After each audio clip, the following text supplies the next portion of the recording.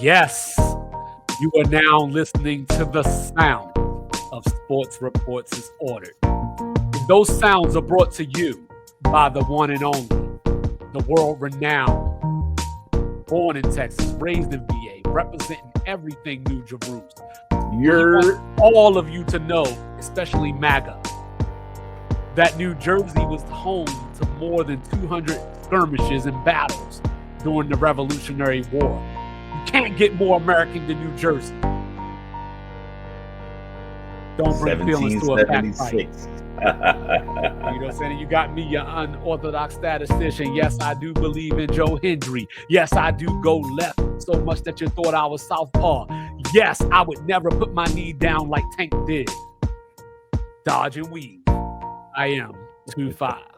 Tonight, we're going to talk about the NBA. What is going on in LA? LeBron James and Stephen A. Smith. We are going to talk about the NFL. There were some trades. There's some movement. There's some rumors. And there's a quarterback out in the Bay that wants to get paid. We're going to talk about it. So do me a favor out there. Like, review, subscribe, rate, share, and do all the free things. Do all the good things and grab you a liquid death. Do that. Holla. Let's go. So, Mr. Logical. I said that I was going to pull up something. Got it. So I'm going to pull it up real quick. You know what I'm saying? Here we go. Bear with me for a second. Here we go. Pardon me, as they say up north. You know what I'm saying? Oh, and he's going to set me up. Yes. So SGA, Jokic, of course, they play this weekend. They play twice on Sunday and Monday. So, Mr. Logical, what I want to do is talk about who should be the MVP. Or do you want to throw somebody else in there? I doubt it, but do you want to throw somebody else in there?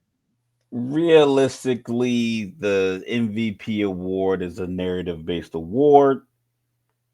And I think one of the major ones is you become a good player and you're mentioned in the conversation amongst the top 10, top 12 players for a year.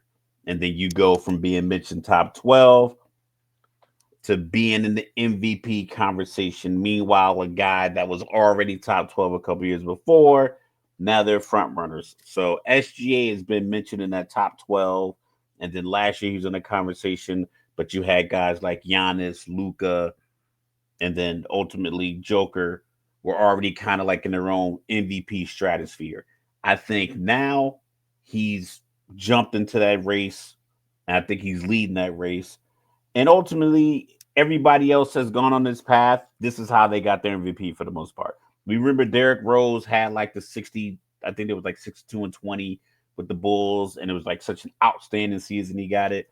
But since around Giannis got his first one, it's been one of those, all right, you come on strong the year before, you have an MVP-like season the year after that, and then by the third year, you win it, especially if your team success increases. And having a 10 and a half game lead in the West really puts a feather in his cap for SGA to be the MVP. You know what's crazy to me is that if Joel Embiid didn't get on TV and just whine for weeks, Jokic would have 4 MVPs in a row. and Embiid was in that same mix. It was the whole he came on like he finally put some good seasons together, and then he was in the conversation. Joker won it, and then the following year he was like, "Well, I've kind of surpassed," because I think Giannis won. Because what was it? Giannis won the finals in 2021. Mm-hmm. And then Joker won MVP 2022. And then Embiid, and then they won the title in 2023. Yeah, and then Embiid. But Embiid won the MVP because Joker had gone out short of the finals in 22. That's when the Warriors and Celtics played. So like Embiid basically followed that same thing as like the guy won MVP twice in a couple of years. but didn't win the championship the same year he won MVP. So now it's time to elevate a new guy who's been on the cusp. Yeah, And because that's the Embiid was funny that part guy on about the it. outside. He was on the outside of the top three guys. And then the year but he didn't win it. So Joker didn't win the championship. So now he feels like, okay, cool, now it's my turn. And then he goes on the second round, and he'll probably never be mentioned in the MVP conversation. Unfortunately, because his health is failing him. Yeah, and that was the funny part about it, because at the time that Jokic was winning MVPs, all the talk was he was the only MVP that had never played in the finals. So then he did that, and now it's just sad because now Joel Embiid is the only player that won MVP that hasn't played in the finals. Yeah, But he hadn't played in the so, Eastern Conference Finals. so this is what I don't like about MVP outside of, like you said, it being a narrative-based award. I hate the fact that you give somebody an MVP, Correct. they do even better, and then they can't win the MVP. So, like, for example, last year I thought SGA should have been MVP last year. Correct. Over Jokic. But it's hard, right? Because you look at this, you know what I mean? He's a center averaging a triple double. He's shooting 44% from three. He's shooting 58 from the floor. And I'm not trying to turn this into a numbers award, but I'm just looking at this like, how could he not be valuable? Or like, how could he not be the most valuable? Because we've seen the numbers where they're first in offensive efficiency when he's on the floor. They're last in the league when he's off the floor. Yeah. But I SGA don't think it's a also slight to him, yeah. no, yeah. But also SGA brings defense, and that's little known, I guess, to some degree, because people see 33 points a game. But they average the same amount of steals per game, so that's the crazy Right. part. And One more, Jokic only averaging 0.6 of a block is hilarious to me. yeah. That's But yeah. OKC has the defense, it's not just SGA, but they got J-Dub, they got Chet blocking shots, so collectively Oklahoma City is just a great team. Or let me not say great team. I don't want to be hyperbolic. They're a great They're having a collection of better talent. season. They're They're having a better season than Denver. Yeah, So they're like, a great you they're a think that great would give the collection of nod? talent. You think that would give the nod to Jokic? I think that it could, but the problem is, you brought it up. The problem is Oklahoma City's lead. If Oklahoma City was only up by like 3 games, then you could say, oh no, Jokic is right there on his heels. Like, it's going to go neck and neck. But literally, like, they're 11 games up. So what do you want me to do with that? Because I'm not normally Mr. Hey, whoever leads the best player on the best best player on the team. best team. I don't roll like that. But when the lead is that insurmountable, and that was like last year, right? Because when we did our midseason last year, I had Jason Tatum as the MVP. Correct. Even though people think that I hate Jason Tatum, but I had Jason Tatum as the MVP. So it was just one of those things. But now, like, this is SGA's time. It's his year to win the MVP, even though And that's Jokic, what up, Residente? What's going on, sir? Welcome to the pod. Check out the Pursuit of Forever. You know what I'm saying? Every other Wednesday. You know what I'm saying? A relationship podcast where people actually are in quality relationships and give quality advice. Yo, and just real quick, screaming in their phones in cars. And just real quick, love your girls, man. But look, so like, when I look at it, I'm not that guy that says the best guy on the best team should win the award. But when SGA, he's leading the league in scoring, they have an 11 game point lead. He's at worst the second best defender on their team. And he should have, not that it should matter, but he should have won MVP last year. So I think that's the thing, and that's the narrative part. It's like an audition. It's like you audition for the part, and the director, like, you audition for Ridley Scott, like you audition for Gladiator, and he's like, I think you can do this, but Russell Crowe's been doing his thing. My next movie, though, I got you in mind. So you might have some other success in between, and then you audition again, and now it's like, okay, you almost had this Gladiator spot when you audition. Now I'm definitely giving you the role. Same thing with like Denzel Washington with the Oscar. You probably should have got it for multiple movies, but it was like, you know what? We passed you over. So Training Day, you played the best dirty cop we've Halle ever Berry, seen. you bust that thing open. Here's your award. Here's your award. And I think a lot of awards work that way because it just depends on what You you think people value. busting it open for the awards? I mean, listen, stranger things have happened since the internet. But Okay. so for SGA, it's very young team, probably like the youngest team in the NBA. At least they're definitely the youngest, most like successful team. Orlando might be young, Washington might be young, Charlotte might be young, but they're terrible. But amongst like the top 8 teams in the league, I imagine they are the Yes, Oklahoma youngest. City is the youngest team. Yeah. So they might be, like I said, they might be the youngest in the league, but they're definitely the youngest contending team. Uh so I think that's the piece. I don't think it's voter fatigue for Jokic, but No, it's no. kind of along the lines of a lot of the greats in the league that have won multiple MVPs or championships. Jordan, Jordan talking about I took that personal. Every year Jordan won the MVP, like the following season, where the year he won the MVP, if he didn't win the MVP the following season, his numbers were better, like once every time. Somebody else got it. Like Charles Barkley, not got it, but like someone else won the award. Right. Even though Jordan had MVP, more likely a championship as well, and the following year his numbers were better. It's just like you can't keep giving it to Jordan every year. We felt the same way a couple of years with Kobe. It was like the Lakers team success wasn't that great, but it was like this guy is literally taking a collective of just basketball players, not studs, not stars, but like for a while, like with the one year he averaged like 34.1 points, dunked on Steve Nash. Steve Nash got the MVP. So it's like, and then Kobe ended up getting one.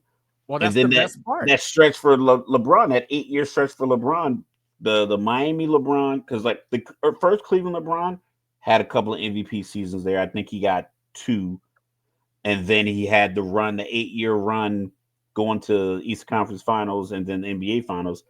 I think he only got two out of that 8 year run. Right. So it's a matter of you don't.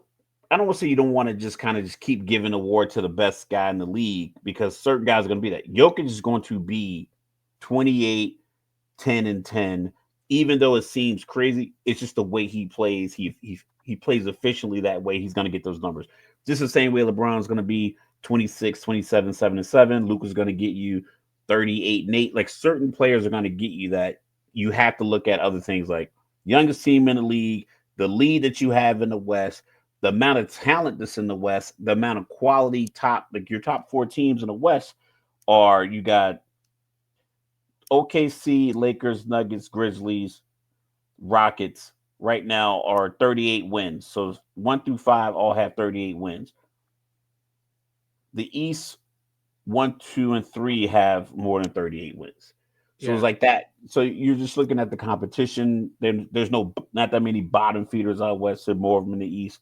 So with all that, it's like, hey, you guys have this lead. You are the leader of the team, and like I said, Yeah. it's not his time. I think he going into the season, they knew it was his moment, and he took it and ran with it. Well, the best part is, like I said, they play twice, this weekend, Sunday, Monday. So if it ain't cleared up yet, it might be cleared up after that. They've both Well, shared. even if Jokic wins both of those games, they're still going to have a 9 game lead on him. Well, I think it depends on how it looks, though. You know what I Well, mean? Like, SGA is going to do his thing. He's not going to go out there and drop 17 points on no, four but 17 but shooting. it's one of those things where people live in the moment. It's the same reason why when we have conversations with people, you don't talk about a certain player, then they have a bad game and it's like, yo, he sucks, like, like whatever. And then, the other player has a good game. He's a star, like off of one result. So if Jokic But I comes think out, if it's close, like the that's what Embiid I'm saying. Joker thing. If But like that's Jokic, when Embiid didn't go to Denver, so people felt like, why? But he had already put like the 50 on Jokic. I think people were yeah, it was like close, 44, yeah. and I believe people felt like Jokic couldn't sustain that level of play. But now we're seeing like, oh, you're gonna have a Jordan, Olajuwon, Prime Shaq, LeBron kind of run where we're just gonna put you on the court and See what say I'm talking this about? guy's See? gonna get you 29, 10, and 10. Like we You know know that when better, Jokic, Cups. My bad. You know better, Cups. You know what I'm saying? KD in their last game, they're playing the Nuggets right now, of course. yeah, So that's probably what you're talking about. I'm not watching, but their yeah. last game, they came back from 22 down on the Clippers.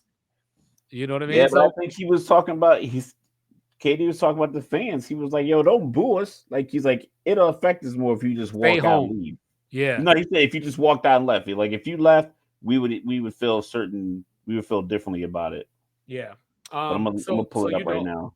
So how about speaking of cups, you know what I'm saying? Like make sure y'all checking out Cups in the Gang, Sunday, Monday, Thursday, Fridays. You know what I'm saying? They're 7 down 9 o'clock in the first Eastern. half. It's 40 to You know, 31. What's he but talking about? also like since Cups is here, how about Peyton Pritchard and Derek White the other night? The 84 first points. the first Celtics in history to both have 40 points in the same game. Think about that franchise, right? Bird and McHale or Parrish if you want. You had, Paul Pierce and Antoine Walker, Paul Pierce and KG, and they added Ray Allen. And it's never been done before. So Two this is teammates hitting 9+ threes in the same game. It's Austin never happened in Residente the acting up. NBA. Yeah, like you know what I mean?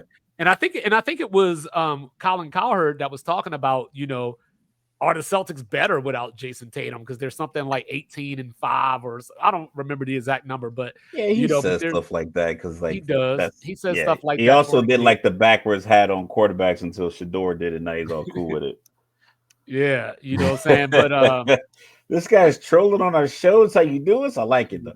Yo, honestly, that I think that's the beauty of Boston. I know Charles Barkley said that Cleveland is going to the Eastern Conference Finals. He said he's stamping it right now, early March. I'm with him. I think that's the piece that's the part that Boston has on other teams. And we talked about winning the NBA Finals in the fashion that they won last year, like losing it in 2022 and then having the near comeback in 2023 and then winning it all in 2024 against an all NBA caliber Luka. Granted, he was hobbled and they were attacking him, but to win it in 5 games with the hustle and all these Yeah, guys my playing their favorite player role, didn't show up either. it's starting to be a lot of guys. Kyrie's missed a lot of open looks, but I think they were just kind of out of rhythm. Boston's defense probably does that, and Yeah. Boston's offense, because the Tom Brady would talk about my favorite receiver is the open one.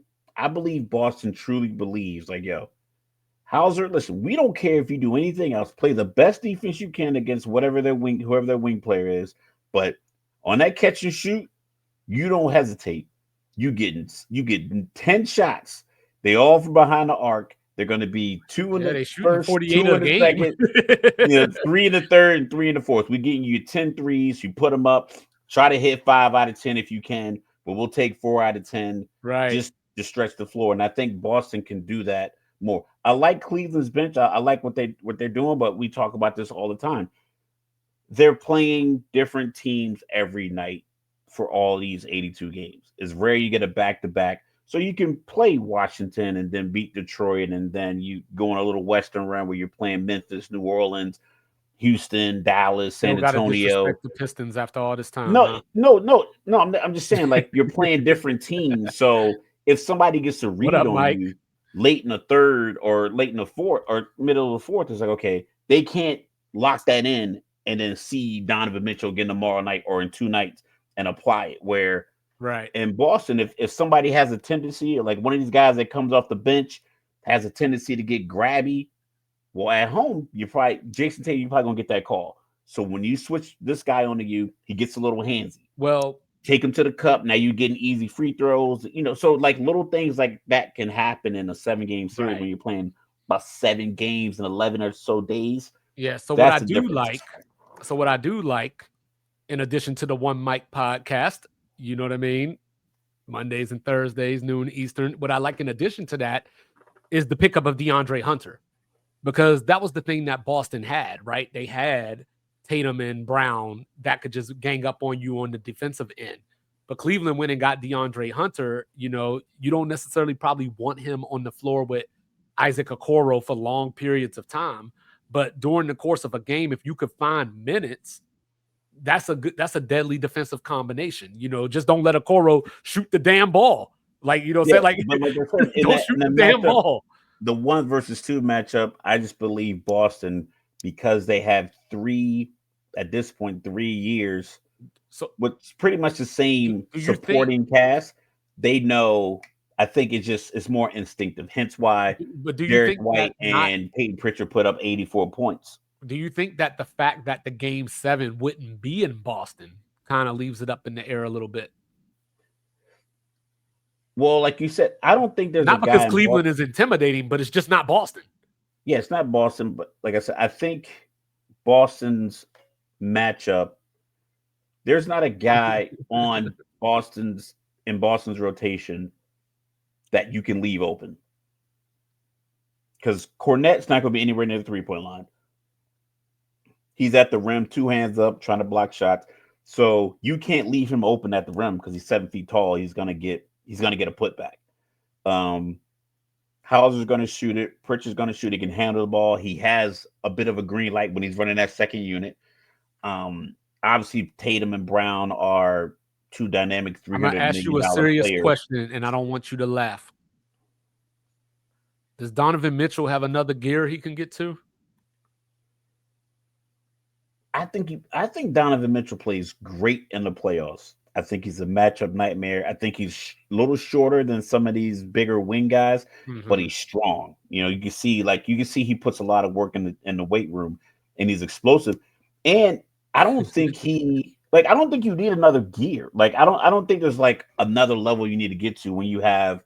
Well, do you think Darius Garland has another gear? It's just a matter of are you consistent enough in the postseason to recognize the adjustments that inevitably need to be made on your end, good, bad, or indifferent, no matter what the result of the game is. Game 1, if you lose game 1 at home 110-103, can you come back game 2, not think about game 1 and make the adjustments you need on whomever? I think Boston, because they've been through it. I think a game 1 loss for Boston in Cleveland, they'll go back to the locker room like, hey, they're home. This is their first, the highest level of success they've had in a long time. So we're gonna have to battle back. We've been in this position. We're gonna win this game, and we're gonna take both at home. And we'll win game 2. We'll hold home court, and we'll come back here up 3-1. Yeah. So I think that's a real conversation that they can have in Boston, because everybody's shot a pressure shot. Everyone's played. They played a tough NBA Finals. The thing that scares me about Cleveland, and I mean like negatively, is the fact that they went to 7 with that Orlando Magic team last year. I know that Orlando Magic team last year had a great defense, probably top 2 or 3 in the league, but that Orlando Magic team could not shoot the damn ball, which is the object of the game. And you still went to 7 with them. So that scares me that you're a year removed from that. New head coach. So maybe there's something in the, new voice. Yeah, so maybe there's something there, but that's just something in the back of my mind. But hey, Jalen Brunson is out for the next 2 weeks. Ankle injury late in the game against the Lakers last night. So it's about Kitty Cat. But I want to stop there. Let's talk about Kitty Cat for a second. Draymond Green. You are a podcaster now. I need you to fact check. And I know you was just trying to be funny. I know you was trying to talk shit about how Cat was trying to duck Jimmy. But, the man was at a funeral. Draymond acts like a guy who hasn't. Media, bro. Draymond's played in what?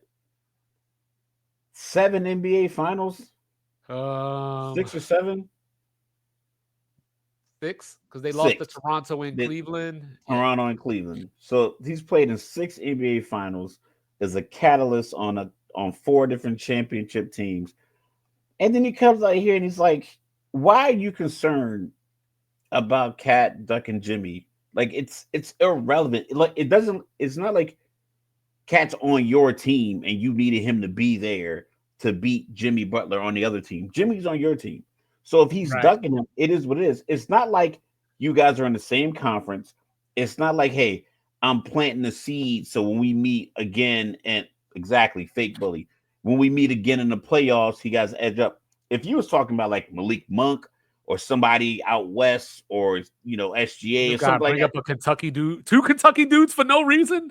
I'm saying, listen, Kentucky got a lot of talent in the NBA. I can say AD. I wouldn't even think about. Three Hell, Kentucky, come on, man. we talk about Cat. We talking about the topic is about Cat, so he a Kentucky guy too. So no, we don't claim him. Yeah, whatever. We don't claim him for blowing that undefeated season. Yeah, so it's just a matter of like I don't understand the whole. I don't understand You know guys what the who are crazy part already is? in the media, already in the limelight, acting like I got to do other shit to stay in the line. Like, yo, your name is Draymond Green. I don't think there's another Draymond on earth. So for him to act like, oh, I got to make sure I say something that stands out is ridiculous. I know a Draymond. There's a Draymond on Facebook that I follow, Draymond Peterson, I believe. But hey, the funny part about it is the last time that Kitty and Jimmy Butler shared a court, Kitty outscored him 44-15. So I don't think he ducking nothing. For one, that was what, 6-7 years ago now? I don't even know. That was 2 teams ago for Jimmy. That was like 3 teams ago. Like, you know what I'm saying? Mm-hmm. And that's the thing about it is that, like, you know, I'm sure, I hope that Kitty sees Jimmy Butler and just goes, I'm going beast mode tonight. That's what I would like to think. Who drinking wine? Who got the wine? You drinking wine? You celebrating Geno Smith? We'll get to him later. But yeah, so when I look at the Knicks, they have a 3.5 game lead on Milwaukee right now. You know, and I don't know if Milwaukee's good enough to challenge them while Jalen Brunson is out. So, you know, but we'll see. They got Mitchell Robinson back. You know, but the last question I wanted to ask you before we move on is, so you were talking about the West standings. Yes. And Memphis is number 4, Houston's number 5. Is it critical for Houston to have home court advantage in the playoffs? In that series, I should say. Against Memphis? Yeah, whoever finishes 4, like if they finish in the 4-5, does Houston need to finish 4? If somehow Denver ends up 4, then they better claw and try to get Denver to fall to 5, just because you want the Houston sea level oxygen versus that 52-80 you get in Denver. Like I said, people, if you've never been to this mountainous area out west, it's a glorious place. Wyoming, gorgeous. I knew friends that live in Montana, loved it. Utah, like living in the picture. Colorado, same way. But me and Mike went to NCOA from Hill, which is 4,972 feet, and we went to Peterson, which is like 6,100 feet elevation, you know, above sea level. And you don't think it's that much. I played basketball. I felt it. You know, like your mouth get dry. You ever had your eyes dry on the inside? I thought my nose was bleeding for like 4 days. Oh my God, it was obnoxious. One day I was late for class because I was like, I couldn't breathe. Because like the hay, I'm granted I was golfing, I was shanking the ball into the dust in August. But it's a slight difference. I know these guys are elite athletes, but I don't think there's any other place in the NBA that's even close. I think Phoenix is way lower. I don't think anywhere in California is sea level. Obviously, New York, New Orleans. I think every other place. Well, New Orleans is below. Flat. Yeah, I think every other place, like Denver is like the only Denver and Utah are the only 2 places. Wyoming, I think Wyoming is actually higher than Denver. But I'm talking about as far as NBA player, like as an NBA game, like you're only going to get, maybe you get what, 4 to 8 games in that region a year. So if you're Houston, I want it, you know, I'd want the games against Denver in Houston more than the games in Denver. I think Houston might be finding something. Because remember last time we spoke about Houston, I brought up how Jabari Smith was going to be coming back from injury, and they got to figure out, do you put him on the bench and bring him off, or do you put him back in the starting lineup and disrupt everything? Well, lately they've been playing Şengün along with Steven Adams. Like, who knew he was still around? You know, but they've been playing together, and you know, they've been having some good minutes on the floor together. So that could be a new wrinkle for the playoffs. So just something. Not a lot of teams have size, but you don't want to get in a Rudy Gobert situation where now they're trying to pick on Steven Adams and have him guard guys. Ain't shit. You know, I'm still mad at Minnesota for switching Gobert on the Lucas. Like, he should have just fouled him. Yeah. Yeah, 100%. Yeah, and but of course, that ain't the biggest story around the association these Which is days. The ridiculous that this biggest is story even is like that. y'all need to watch your motherfucking mouth. Keep my son name out your fucking mouth. And then, of course, my favorite part of the whole situation was Stephen A. today, on First Take. I saw the clip talking about, see, if I was in a room alone with LeBron James, I would have said to him, I wasn't talking about your son. I was talking about you. They used a B-roll clip of like Bronny missing a bunch of layups or Uh-oh. something. Like they was talking about that. Uh-oh. Here we go. Either way, so I have a Kevin Love tweet here that I think like kind of like He just trying to fit in now. kind of like locks in what like I was thinking when I saw it, and then when you sent me the Twitter clip of Stephen A addressing whatever happened. So Stephen A put out a tweet that said, I didn't want to address this. I wouldn't have either had it not gone viral. Now I have no choice at First Take at 10 a.m. Eastern. Then Stephen A. Smith shows blah, blah, blah, blah. Kevin Love replied to that was like, you have no choice, LOL. You didn't want to have to, LOL, because it went viral, LOL. You wouldn't have to, LOL. And what I'm saying is like you had a 10-second interaction with someone and saying, listen, keep my son name out your mouth, whatever the case may be. Whatever that interaction was. You didn't need a 10-minute soliloquy to talk about it. You didn't have to go on TV and talk about it. You're Stephen A. Smith. You are the sports media voice face icon of our current space that we all operate in. You are the pinnacle of this. Short of Tom Brady getting 37 million from Fox, you're up there. I think Charles Barkley gets 21. And Stephen A. Smith gets like 20. But I think his reach is further considering that all he's ever done has been a journalist. Those other two guys were Hall of Fame athletes at their sport that's very popular in this country. You were a journalist and you got to this point where throw your paper towels up. Yeah. So I just feel like he talks about, this person should get more coverage, this team should get more coverage, this person's like, yo, you are the coverage. You drive that. So instead of you talking about you think Bronny shouldn't be in the league and how LeBron is dragging him to these situations that's embarrassing him, is like, talk about Caitlin Clark, talk about Angel Reese, talk about the Cleveland Cavaliers, talk about anything else. Hey, You don't. side note, Angel Reese threatening a lockout. Yeah, because so many people, and then like, listen, you let the women in WNBA get their shit together. She I don't can't. know if you She's saw not the what voice. Residente said. He said if the WNBA walk out, they ain't playing They're another game. They're not playing again. But I think so when Stephen A. Smith talks about he had to address it, like, no, you want to address it because people are going to tune in. He didn't talk about any other topic that they're going to talk about on First Take. I don't watch the show because BSPN is just not really rocking with me. Shout out to Jack on that one. But it's just, you didn't have to address it. He wanted to address it because he needed to, because we've seen him multiple times talk about guys who got traded away from teams because he doesn't do his own research. He's just a talking head, and he's good at it. But you can have other things going on. You can talk about anything you want because you're on the biggest platform for it. So I just think it's kind of bogus. I'm a slightly disagree with that.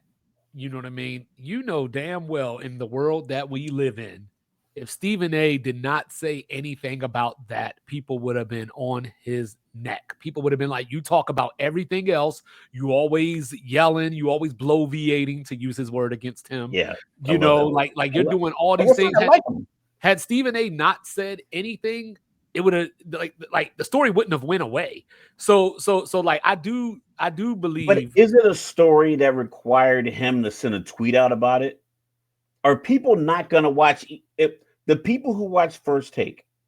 Did they need to tweet the night before? He had to get the people that don't watch First Take. I still didn't watch it because I still didn't watch it either. Take. No one's going to watch First Take. He, for some reason, and I think a lot of people believe this because there's I say this at work all the time because I work with a bunch of I'm a retired guy. I work, there's a few retired people in the building, and then you got the active duty people. I'm like, all of you need a person in the building that can just say, "Hey, man, that's bullshit." When you guys are having these meetings, because none of you have like the gumption to say it. I'm telling you, like Steven, this shit didn't need a tweet. You didn't need to tweet it out. So You're not gonna get new fans to your show because you're talking about LeBron again. All you talk about is LeBron. So anyone, if you like had drama. 1 million people, but that's the thing. What was he gonna say? What was he really going to say? Like, I'm just speaking because I'm an old man. I'm like, what is he gonna say? I'm gonna fight LeBron? Well, so like the one thing that I gotta call Stephen A out on, you know what I mean, is he did the whole like, Rich Paul got my number and Maverick Carter got my number. But the last time one of those called him, he went on TV and called them soft because they called him for criticizing LeBron. So they ain't gonna call you again. Now, this is my thing, right? So I'm gonna look at this in two ways, two different views. First view is if I think you said something out of line about my child or me as a parent, you don't get to tell me how to react. You know what I mean? Like I'm gonna roll up on you wherever I see you. You know what I mean? And not to fight you per se, but I'm gonna roll up on you. And you know what I mean? Now, granted, maybe they saw each other All-Star night. I don't know. But you know what I'm saying? But I'm gonna roll up on you. All right. Now, second of all, when I went back to the original, and I don't watch First Take, so audience, fill me in if I'm missing something. But when I saw a clip of Stephen A, this was from January, where he was talking about, yo, LeBron, do something, man. Like, you know what I'm saying? Don't do this to Bronny, XYZ. Stephen A, for, I don't know, 90% of the conversation was talking about, hey, I'm rooting for Bronny. I just don't think he's ready yet. He needs to be in the G League. He's averaging 0.3 points when he plays for the Lakers. Okay, that's not out of bounds. But the part was when you said, as his father, you need to, because now you're implying that he's setting his son up for failure. But that's where the plot thickens, because he did set his son up for failure. We talked about this where he was talking about, oh, Bronny's better than half of the stuff that I see on the ticket right now. Oh, Bronny could play for the Lakers right now. So when you say those things, you are bringing unwarranted stuff to your son, which you probably want to do because you're an attention whore yourself. Okay, I'll give you that. But let's keep it a beam. The season started 5 months ago. Is my math right? So the Bronny conversation, yes, isn't fresh. It's not new. So LeBron's like, dog, we get it. I see his struggles. We see his struggles. But the only way to see if he's overcoming these struggles is to put them in situations where he can overcome these struggles. So if he's not overcoming the struggles, cool. We can deal with that as an organization. I don't need you, the journalist, to tell me, one of the greatest players of the sport that's ever been, how to handle my son who I've raised his whole life. You don't need to keep using me for clickbait. So I'm going to approach you, all 6'9", 250 plus of me, and like, listen, cut this shit out. Because we talked about the clip of the face of the NBA thing that he's talking about. LeBron's 40. I'm telling y'all, when y'all hit 40, he's a man. No, not the bite gun and shit. But it's like you get to a point where it's like, you know what? I don't want to hear this no more. I'm addressing it, and I'm addressing it publicly. Like I told you, I had an interaction with one of my son's coaches a couple of times over like the last few years since I hit 40. And I walked up on the coach like, listen, man, whatever you got to say to my son, just say it to him like a man. Don't do this passive aggressive shit. He knows what's going on out here. If you want him to do something, talk to him like a man. I talk to him like a man. I don't talk to him like a 13-year-old or a 12-year-old or a 14-year-old, whatever the age is. Talk to him like a man. Don't give him this passive aggressive shit because he's going to dismiss you, and you're going to be mad because he's dismissing you because you're not talking to him the way he deserves to be spoken to. So you do that, he'll do everything you need to do in between these lines. But I had to come postured up, little sweaty, little angry. But the just the constant use of LeBron, like you said, the face of the league. You're constantly using this BS narrative that, oh, because you're the face of the league, nothing's off limits, and I can talk about you all the time. He's like, yo, if you think about LeBron's situation right now as a team, he has a rookie coach that everyone said is gonna be shit, and because he doesn't suck, how many segments been about JJ Redick? I don't know. I don't watch. Exactly. We haven't seen much. We haven't seen any tweets from fucking Stephen A. Smith about JJ Redick because he's been successful. We don't have a lot of conversations about Oklahoma City because they're successful. These TV shows only want to talk about drama. Like, listen, dog, ABC has The View. You want to do drama? You do The View. I want to talk about sports. I don't want to talk about you constantly banging on this guy's son, pause, just to get clicks. Because that's all it is at this point. Banged on him. That's the whole confusing thing just about bringing this. it up. Just continues. Like, we understand what the situation is, but it's like you can talk about the Cleveland Cavaliers and their 8-game lead in the East, but they talk about you got to watch out for Bronny. Like, you making a lot of assumptions. You making a lot of assumptions for somebody that doesn't watch because who's to say that when Stephen A. says whatever he said? Said it. He said it. Hold on a second. He said it himself. He said the same thing Colin Cowherd said. Like, listen, when we don't talk about these other teams, y'all don't check in. No, I ain't talking about that part. I'm not talking about that part. I'm talking about whenever he has brought up Bronny. I'm talking about Bronny right now. Whenever he's brought up, I'm sorry, I fucked up already. When he's brought up LeBron James Jr., you know what I'm saying? I told you I call him Bronny when he started acting like a man. Listen, you know what I'm saying? So Bronny's Bronny. So LeBron James Jr., when LeBron James Jr. plays in the NBA, because he's played a few games, how do we know, because we don't watch, how do we know that when he's making these comments or talking about LeBron James Jr., it's not because LeBron James Jr. just played a game? You know what I mean? So if LeBron James Jr. has been in the G League since whatever, February, and then it's April, and Stephen A. just randomly brings up, man, Bronny, like, whatever, he can't help the Lakers, then it's like, yo, why you even bring that up? But if Bronny comes up and goes 0 for 7 and he's like, yo, Bronny's not ready, then LeBron need to chill. Like, you know what I'm saying? That's the thing. Bronny hasn't played in enough games to where this should be a topic of conversation every single time he comes up. We already recognize he is struggling in the NBA.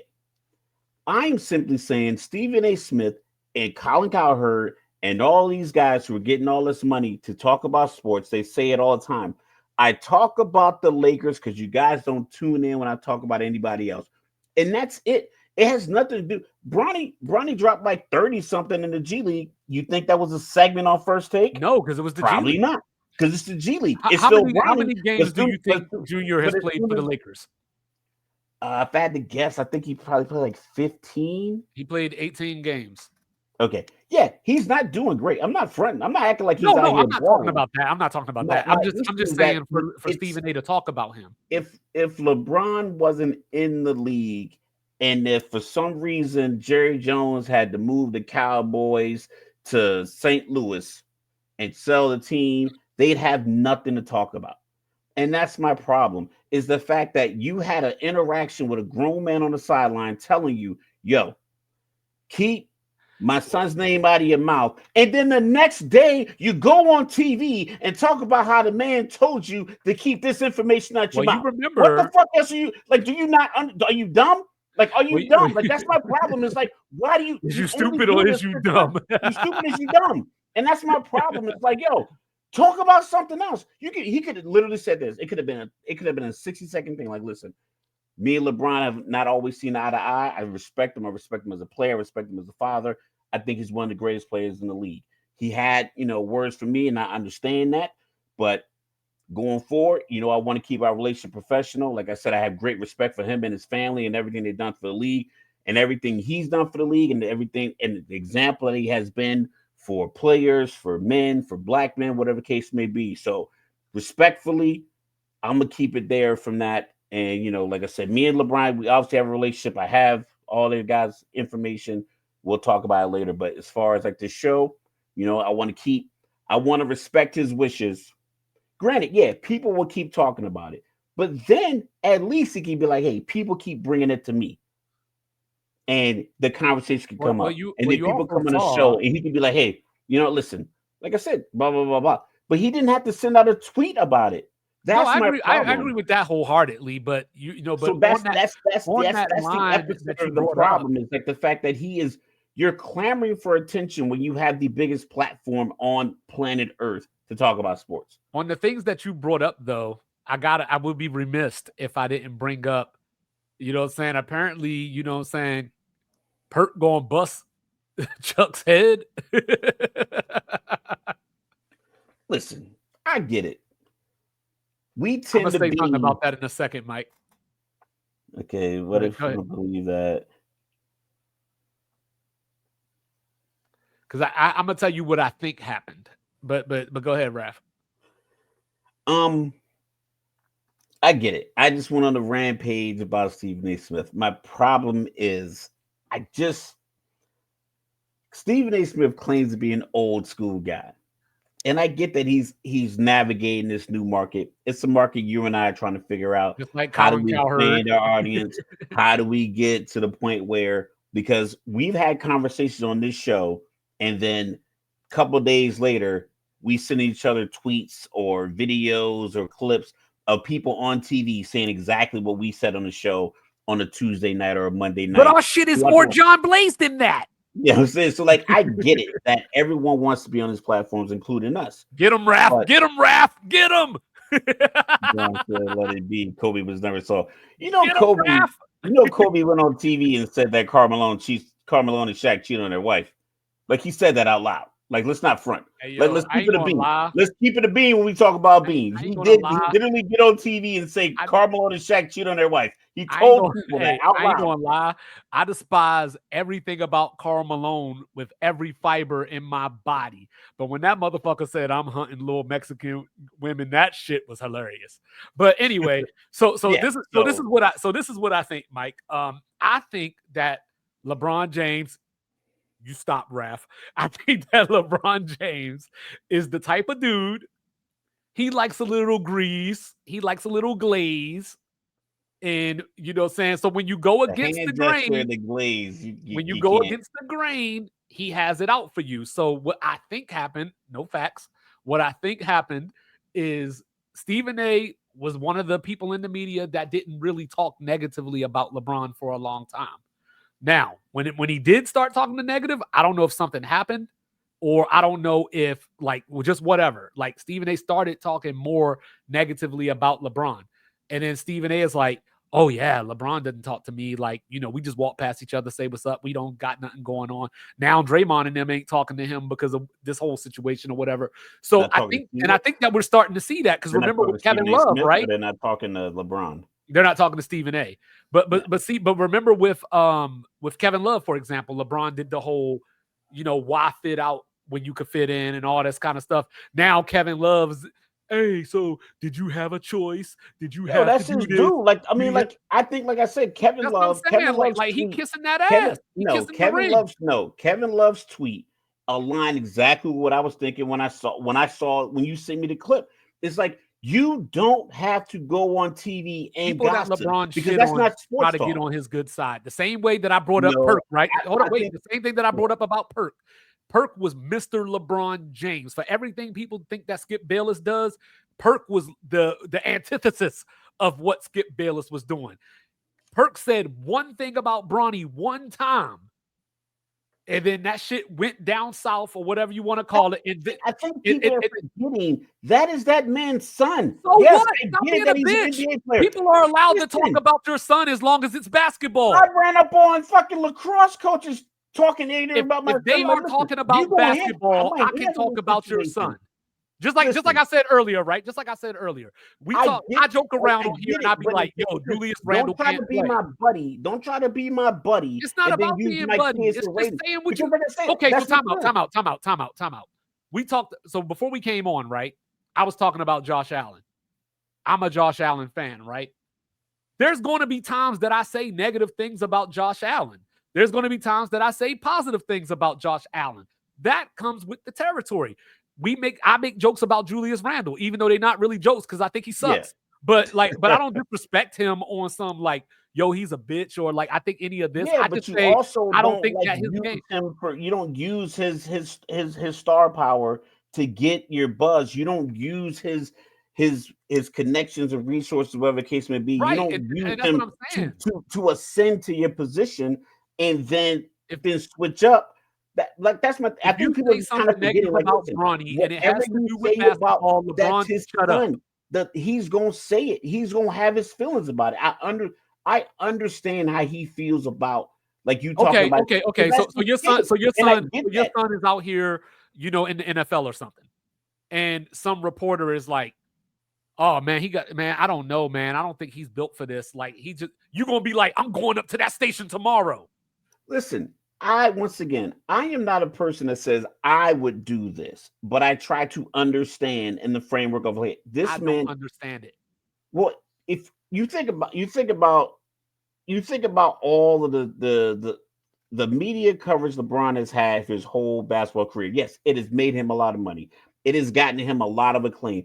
It has put him, his son, his other son, and his daughter and his wife in a great position. I get all of that.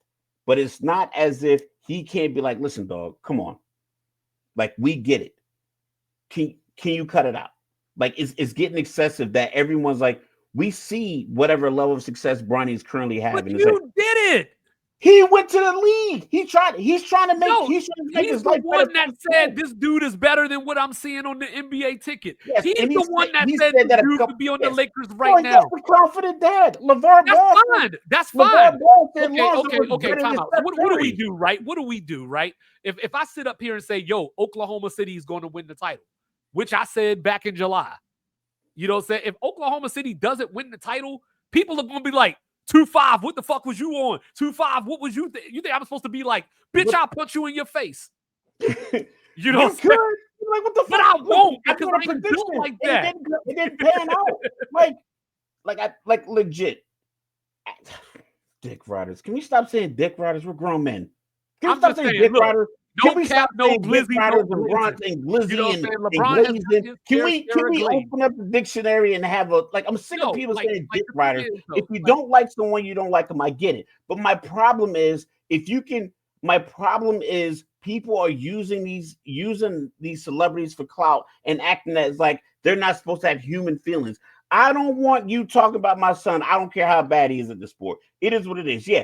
I can say, listen, I made the mistake, but make sure he got then drafted turn off the 55th, TV. whatever the case may be. But it's like, don't be fucking putting B-reels up, talking about him and everything else. I have the right as his father to be pissed off at you, considering Yes, you you do, got but to you think don't about this. have the How right to many just times you think react to Stephen A. everything. Smith? How Like, many times do you you know think how many Stephen people A. have Smith? said Hold on. negative things about How many Bronny? times you think Stephen A. Smith has been in LeBron Camp's ear trying to get X, Y, and Z, How exposure many and all reporters these slash interviews and all podcasters this do you shit? think And have now said negative things about LeBron James Jr.? he's getting to the certain plateau. Now it's like, oh yeah, man, Brown, blah blah blah blah blah blah blah. Yeah. But how many reporters and podcasters do you think have said something negative about LeBron James Jr.? Probably a lot. Exactly. He ain't flipping out on every TV station. He flipping out Yes. on. Hold on. Wait. Let me say this one thing real quick.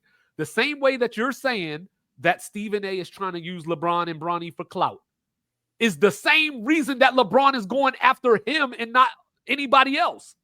He probably is like, listen, you don't need to. He's probably like, You oh, don't I need got a to even, camera. Let me go like, approach Stephen A. we have a regular retired Air Force guy podcast between you and I. Father of 4 podcasts. If we talk shit about Bronny, LeBron's not going to hit our Twitter. He's not going to hit our Facebook page saying whatever. But he's like, yo, dog, you have the biggest platform. Why are you using your platform and your podcast to talk about my son? And yes, I'll admit it might be too sensitive, but when it comes to your kids, some shit just, I think that some LeBron, rules go out the window. Some rules go I out the think that at window. some point Stephen A. did something that LeBron didn't like years ago, or said something that he didn't like years I ago, think it's a lot. and now I think he's it's a lot using like the that Drake as an situation. Where opportunity. I think like the way Drake, like the way I feel about how people kind of jumped off of Drake's team is like, Yo, you've been on my team for a long time. To include LeBron, I'll include Oh, LeBron. what? Like People you've been on allowed my to team. change their mind? You've been my guy for a long time, and all of a sudden, Hey, like it doesn't seem to go my way. Now everybody's jumping ship. But hey, then every time you need a click, every time you imagine you got a friend when the that grass is cut, the every snake time will they get up, show. I gotta think like the think little about this. homie Think about has this. for that though. You got a friend with a gambling problem, right? So you got a friend with a gambling problem. You loan him $500, he loses it. You loan him another 500, he loses it. You loan him 1,000, he gets up like he gets $80,000, and you don't hear from him until he gets back down to like $2,000. Hey, Mike, what's going on, man? You always looked out for me. He's like, no, where was you at when And you you had don't fuck with him. $80,000? That's a Where good was thing. You're finding out who's so? fake. Yeah, and I think he believes that Stephen A. Smith is less authentic than he presents on That's TV, and fine. I think putting out a tweet like that That's fine. just kind Or of in then lines approach with him. this. You know, like look. Like I said, if I'm pissed off, you can't tell me how to approach you when No, you piss that's me what I off. said originally. That's what I Even if said it's originally. minimal. But you gotta, but like just like you and me, right? We always talk about how something that frustrates us is when we're talking to people and I'm waking my neighbors up, but they'll be right. they say something. They're saying that we said something that we didn't say. You know what I'm saying? So you're saying that no, I did not say that. I don't think Stephen A. said what LeBron thinks he said. So for one, before you flip the fuck out, especially when you've had what going off of what happened in January, you've had 2 months that Stephen A. said whatever he said that pissed you off. You have heard that multiple times by now to where, yes, you were pissed off in the moment. You know what I'm saying? Yes, you were pissed off for a week. You were pissed off for 2 weeks. You know what I'm saying? But if it bothered you that bad, you probably went and listened to it again and you ain't hear what you thought you heard. That dude said, I am rooting for Bronny. I just don't think he's ready for the NBA yet. If that's enough to make you mad, turn the fucking TV off. Turn the radio off. Get off of Twitter and all that. If that's all that was said, it is what it is. But if he don't fuck with Stephen A. Smith, and this is just a catalyst, it's like the Will Smith thing. Will Smith probably liked Chris Rock, but he was like that particular day. You know what? This is too much. It might not even be fully about Stephen A. It might just be about the whole. Why he ain't get mad when Skip was circus. calling him the frozen one? Because, like I said, you can't address everything all the time. But I think now he's looking like, you know what? Skip was on his ass for 15 years. But Skip sounded so ridiculous that no one was like, oh, you know what? Skip Bayless has some real valid points. Yeah, and I got a ridiculous knuckle for you too. How about that? You know what I'm saying? So it was like, but people know, like I put it like this. When Will Smith walked on stage LeBron and slapped Chris Rock, it was like, listen, I know Chris Rock only said a couple of things, but it's added to the list of shit that I've been hearing from different vantage points. I'm like, you know what? I need to make an example. Like, listen, y'all gonna chill the fuck out, and this is gonna be my launching point. Let you know, I'm gonna slap Chris Rock on TV so everybody knows. Yeah, I'm gonna say these jokes. All I'm gonna say, but I'm gonna say these jokes when I'm not around Will, because a lot of people had a lot of jokes to say. Not a lot of people went to the fucking Bad Boy premiere with jokes. A lot of comedians were real on Chris Rock's side in their podcast and wherever the hell they were. But not a lot of people went to these events and said anything in front of. Sometimes you gotta slap somebody. Listen, I was small growing up. I was 4'10" going into high school, but I had a mean right hand. So if you get out of pocket, I'm gonna hit you with it. And I think LeBron, all I'm gonna say is, I'm gonna do this in front of you so everybody else can get the picture. Like, you are the person that's gonna get this draft, even if it might not be fully warranted. It's like, you know what? Enough is enough. You here, you're my frustration. I'm targeting you, and I'm letting you know. You watch your fucking mouth, and everybody else should follow suit. Maybe they will, maybe they won't. But he's put it out there like, listen, if I get aggy with you later, you saw what happened in March. It could get funky any week that you want to ask for. Throughout the course of life, people have shown they know who they can fuck with. And I'm going to leave it at that. You know what I'm saying? So, you know what I'm saying? It's about that time. It's about time for somebody to get paid. But while we're talking about this, let's check out some stuff. Let's look at some things. Yo, shout out to my son, the chef, bringing me beef bulgogi while I'm wearing my Kunsan jersey, which is ironic. That's spicy as fuck. Yeah, you up in here sounding like Rocky right now. Shout out to my son, Adrian. You know what I'm saying? But look, check it out. You know what I'm That's saying? why he's my favorite. I We love them got all, some but he's my favorite. we got some stats up here. Okay. You know what I'm saying? So We got unprofessional.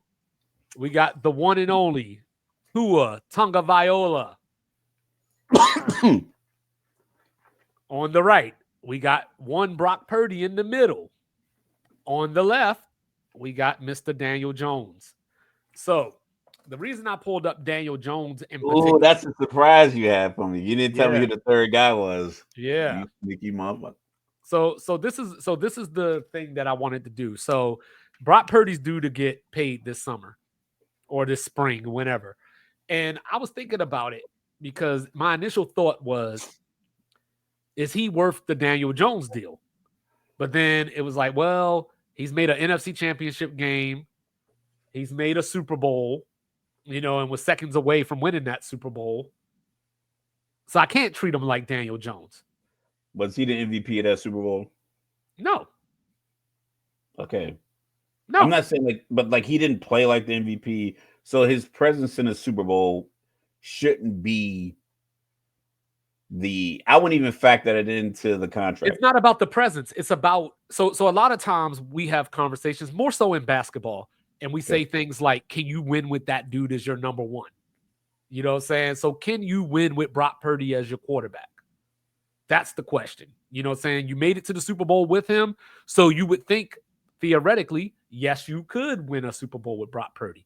But that is also dependent on you having Travarius Ward, you know what I'm saying, Lenore, and Greenlaw. Greenlaw going out of that game was more, I want to say, glaring than Purdy's.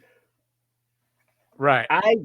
I don't think any team should just pay a quarterback the Dak money. I think the Dallas Dak deal is probably the straw that broke the camel's back as far as like these quarterback deals, to the point where I'm very pro player. Like I'm, I talk about how I feel about authority figures and how I think if you're not if you're not using a position to be the best leader you can be when you're in a position of authority, then I think you're failing. That's just my personal opinion. It might be, tough ask for in certain situations, but I'm in line with the owners here with this Dak $60 million deal and that being the new number, because it was like there's not a lot of teams that are successful when the quarterback is eating up 20, 30, 40% of the cap. It's just mathematically not possible, considering I know people talk about the quarterback having the ball in his hand every play. But if you can't pay your left tackle 20 million, which is probably like the going rate for a top left tackle, because you're paying your quarterback 60 and you got to bring in a rookie and he can't block Max Crosby or he can't block Khalil Mack or he can't block Miles Garrett off the edge. And now every game, your $60 million quarterback is potentially getting hit blindsided and fumbling the ball. That $60 million looks like it's being wasted because you don't have 20 million to pay the protection. You have, we saw it in the Super Bowl. Philly has two wide receivers that are getting top of the line money with producing top of the line stats. Devontae Smith, AJ Brown. Both of those guys caught touchdowns in the Super Bowl. Kansas City doesn't have any guy like that on their roster, and they were struggling to convert 3rd and 6. So you need the money to pay all these guys to survive. Brock Purdy, because he's small in size, he doesn't have like an overly huge arm, so he's not a force multiplier. Even Kyler Murray has the arm to throw a guy open. Marvin's down there somewhere. I can get this ball over top of the safety in the corner that might be covering him. Josh Allen, that throw he had to, was it Dalton Kincaid in the AFC Championship game? Going back, getting blitz, he had the arm and the size and the stature to put the team in a position to convert that 4th down, but he just dropped it. Purdy got rushed by Chris Jones in the Super Bowl. Brandon Ayuk is wide open in the back of the end zone, but he doesn't have the physical tools to make up for that missed blocking assignment. And I'm not saying it's supposed to happen all the time, but anytime that happens, he ends up in a situation where it's a field goal attempt or a punt because he just doesn't have the stuff you need to get you over the hump. Okay, He so has the stuff you need to run your offense effectively, but you got to have all the weapons. You need, like Nick Wright says, the Avengers. all right, so I updated it to their first 3 years. Okay. And now they're different positions now. Brock Purdy all the way to the right now, Daniel Jones in the middle, Tua on the left. So like Tua got 53 million. And we'll pull this up here in a second too. Yes. But Tua got paid 53 million. Daniel Jones got paid 40 million. Now, if you're just looking at numbers, obviously, you see where we're going here. Yeah. You know what I mean? The numbers. I don't know if you need. I don't know if you should pay Brock Purdy Tua money though. But that's what I mean. That's what I mean about the contract. Mahomes did the 10 years 450. People thought that was crazy because it didn't fleece the team and put him in this Deshaun Watson like contract. With not Cleveland's renegotiated this guy's contract more than I've updated my resume at my job in the last few weeks. It's like, it's ridiculous. Yeah. So with Tua, I think Tua got overpaid because they took too long to just pay him when the market was a little low. Like the Dak situation the first time. The Dak situation the first time. I think Dak could have got 28 or 29 million if Jerry would have signed him before making him play, and then he breaks his ankle, and then you have to pay him like 35 to 36 because by the time Dak was able to negotiate, everybody, these other deals had already gone up. But it does. You know, it just depends on the situation. Because, like, look at Philly. Not the next guy up. It's the market. It's what are you doing for me? I get it, but in my opinion, I think the Daniel Jones deal is the 12 through 18 quarterback deal. Like, I'm still offering that now to any quarterback. From 1 through 11, I think you can maybe get 42 to some of these guys. But the Daniel Jones 4 years, 160 is the max I'm willing to go for over half of the quarterbacks in the league. And most of them are getting way more money than that. All right, so the record's that way because he's only getting paid like $900,000. So when they can't pay Greenlaw, and they can't pay Warner, and they can't pay McCaffrey, they can't pay Trent Williams, and some of these guys are just done. What does he do? How does he elevate the guys on the field? I just don't think he has it to do that. I don't think Daniel Jones was accurate enough. Yeah, I'm not saying the stats are bad. I'm just saying, I don't think he can. I don't think in the moments where you need a play that simply you are the guy, you can make this play. I don't think he has it. Yeah. So before I switch it over to the contracts, looking at these numbers, is there anything that either stands out to you or surprises you? I think quarterback numbers are misleading because every team throws the ball a lot. I think situations matter more. I think understanding where the blitz is coming from in certain situations gets you out of it. That overtime with Kansas City in Super Bowl last year, Mahomes didn't play great. It's just that on that 4th and 6, he knew that Joey Bosa was going to crash down. Kelsey was wide open in the flat, but he was like, I don't need to throw this ball and put it into a situation where now Kelsey has to catch it, turn upfield. Bosa moved. I'm going to get this first down. And then on the touchdown play, it was very similar to the touchdown that they ran the year before. So he looks across the field and sees, okay, this is what Philly did last year. I think they're going to go 0, or no, they're in zone coverage. This guy's going to take his eyes off of McCall Hardman if I put him in zone. That's what a force multiplier does. That's what I need my quarterback to do. Because Mahomes' stats aren't crazy great year after year. He had the 50 touchdown year and he had another MVP season. But in those crunch time moments, I need you to be able to make these plays that even the play I call, you can make it better because you see what's going on the other side. A lot of these guys play 3 years. They have adequate numbers like Tua or like Purdy. And then we think 64 touchdowns in 3 years. You give him the big contract. We lock him in. He's gonna do even better. you're gonna lose players, and it's not even rocket science. It's not even crazy math. It's like if I give one guy who plays one position, which is dependent on so many other guys being successful, if I pay him that much money, I need to make sure that Jawan Jennings can really run routes better than Brandon Ayuk because I might lose Ayuk. I really need to make sure that Ricky Pearsall that we drafted last year can replace what Debo gave me. I need to know like this tight end that we got out of Montana State can do what Kittle is doing because we're gonna eventually lose these guys, and I'm not gonna trade the quarterback, especially if you're giving them $50+ million.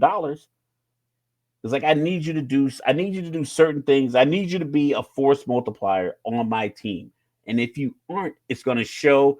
It's gonna be either mediocre seasons, 9-8, 10-7, which is a good year, but it won't be sustained playoff runs because you need the bodies. You need the top level all pro bodies in multiple spots on the field, and you're not going to be able to pay them if you give one guy $60+ million, which is what everyone was thinking he was going to get because that got 60. All right. So looking at this, we know that Dak's number one, 60 million. So here's 2 through 10, so as I look at this, I'm trying to figure out where Brock Purdy fits on this scale. And I'm not talking about the money per se. I'm just talking about looking at the quarterbacks and saying, who is he better than? Who does he have the potential to be better than? So hold on, Mike. So as I go to that, I go down the list a little bit more. And then I'm like, okay, this 10, 11, 12. Okay. Kyler Murray, Deshaun Watson, Kirk Cousins. I could see that. The Aaron Rodgers range would probably be disrespectful. So I think I could settle in that 45 to 48 range. Like I'll pay you more. The only reason we will settle there is simply because he's a quarterback, not what he actually does for the team. He is a good quarterback on a great contract for the team. Once he becomes a good quarterback on a bad contract for the team will probably be bad. Look at these guys. Joe Burrow had an outstanding year, and he had an MVP season. I mean, he's getting $55 million to the point where it's like you got 2 wide receivers. They can't pay both of them, and their defensive end who led the league in sacks. But they are paying both of them. No, I'm saying like collectively. No, like, I know. I'm just saying like they're not really paying T. Higgins. They're franchising him because they can't spread the money out because they're giving so much to Joe Burrow, which they didn't even have the money to do. Jordan Love played 8 good games and a couple of good playoff games. He got $55 million. Trevor Lawrence got $55 million. He's on coach number 3. Tua, injury concerns. He has 1 good year, which he's an accurate quarterback, but he had career-threatening injury concerns, had a good year, and they gave him $53 million. Jared Goff, he's playing well, but is he $53 million? Well, no. Justin Herbert definitely isn't worth 52.5. Like, I get that the quarterbacks are getting this money, but I don't think I don't think any of these guys should be getting more than $45 million. I think every quarterback should be $45 million or less. These guys getting $55, $60 million. It just doesn't make any sense. And it's not even about when I look at this list, there are things that stand out to me. Jordan he should Love take less because he's gonna take this money. And the 49ers, who won 6 games last year because of some guys, they didn't have all their guys every week, which happens in the NFL. It's a war of attrition. You're gonna lose the injury battle. Philly was fortunate not to. Some teams had to overcome it, but you're gonna lose guys. You're gonna lose guys to injury. If he takes this money, he's gonna lose guys who aren't coming back in 6 weeks because they're on other teams. So what's gonna happen if I'm an owner and I give a guy $50 to $60 million, coach is on you because I can't get rid of him because I still owe him this money. So when I need a change, a la Trevor Lawrence had a Super Bowl winning coach fired. because they can't get rid of him because of the contract. So the coach is gone. I just think it's not about me taking less money. I'm not in that position. Well, I'm so just saying I so for wouldn't me, I offer struggle him with this more money. conversation. I struggle with this conversation because I don't know what the difference between 41 and 47 million is outside of just doing math, right? I've never seen it. I've Like, never how tested different is it. your life at if you got 46 million So instead of 55 so per so the year? Yeah. so the problem is you have players like Tom Brady, the greatest of all time, who took less money throughout his career. And Rob Parker makes this point all the time back when I used to listen to the Odd Couple. What did the Patriots do with the money that Tom Brady saved them? They went out and got Darrelle Revis one year. Like what did they do with the money that they didn't take, or that Tom Brady didn't take? This is what they probably did with the money. They probably were able to keep 4 or 5, if we're using a grade scale, Maybe they 8 to maybe 10. they kept Gronk. They kept 4 or 5 B level players and they probably gave them less than market deals using the Tom didn't take the most money. And they probably kept that defensive tackle, that linebacker, the safety that probably could have gone somewhere else. They used that to get the free agent, Stephon Gilmore, Darrelle Revis, Randy Moss. I think they just used that money to like kind of fill out the roster. There was never a time when Tom Brady was playing where we felt like, short of the wide receiver core, when the wide receiver core wasn't that dynamic, they still kept dynamic tight ends. So the passing game was good and they ran multiple running backs at you, which are pretty cheap. So being able to keep your offensive line intact, being able to keep your defensive line intact, where the game is won. That's where the game is won. The problem is people keep thinking like it's the quarterback. It's not the quarterback. People will say right now that Patrick Mahomes is probably a better quarterback than Jalen Hurts. But who looked like the better quarterback in that game in February? Both Super Jalen Hurts. Bowls. Both Both of them. Super Bowls. He looked better because his line is better. Well, looking at this, right, and I don't want to be that guy because I'm Granted, not. they draft all and everything else. And also, okay, this Jalen Hurts deal. I don't think Jalen Hurts contract kicks in until this upcoming season. I And that's think he was why on that's like a why they can't get smaller. Myles Garrett, and they had to re-sign Bond, and but that's what we were talking about lethal with James Cook when we were talking about should he get 15 million. It's like Buffalo only had 12 million in cap space, but as I look at this, you know what I mean, like, and I don't want to be that guy because I'm not that guy that does the whole championship thing. But as I look at this list, right, look at the top 10 quarterbacks on this list. How many of them won Super Bowls? You know what I'm saying? I got what? One. One.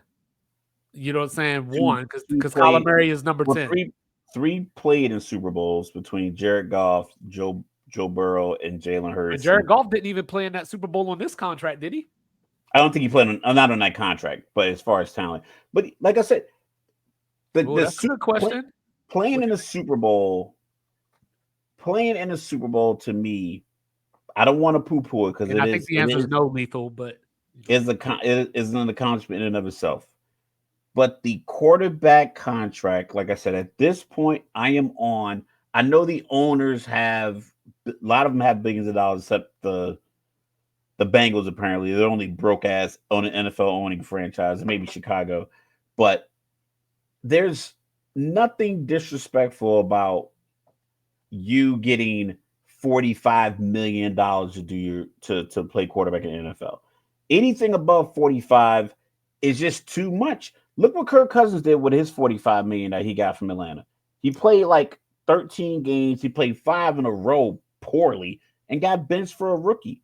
What is Brock Purdy going to be able to do when Christian McCaffrey inevitably misses a game or two? Debo's gone, so that threat is gone.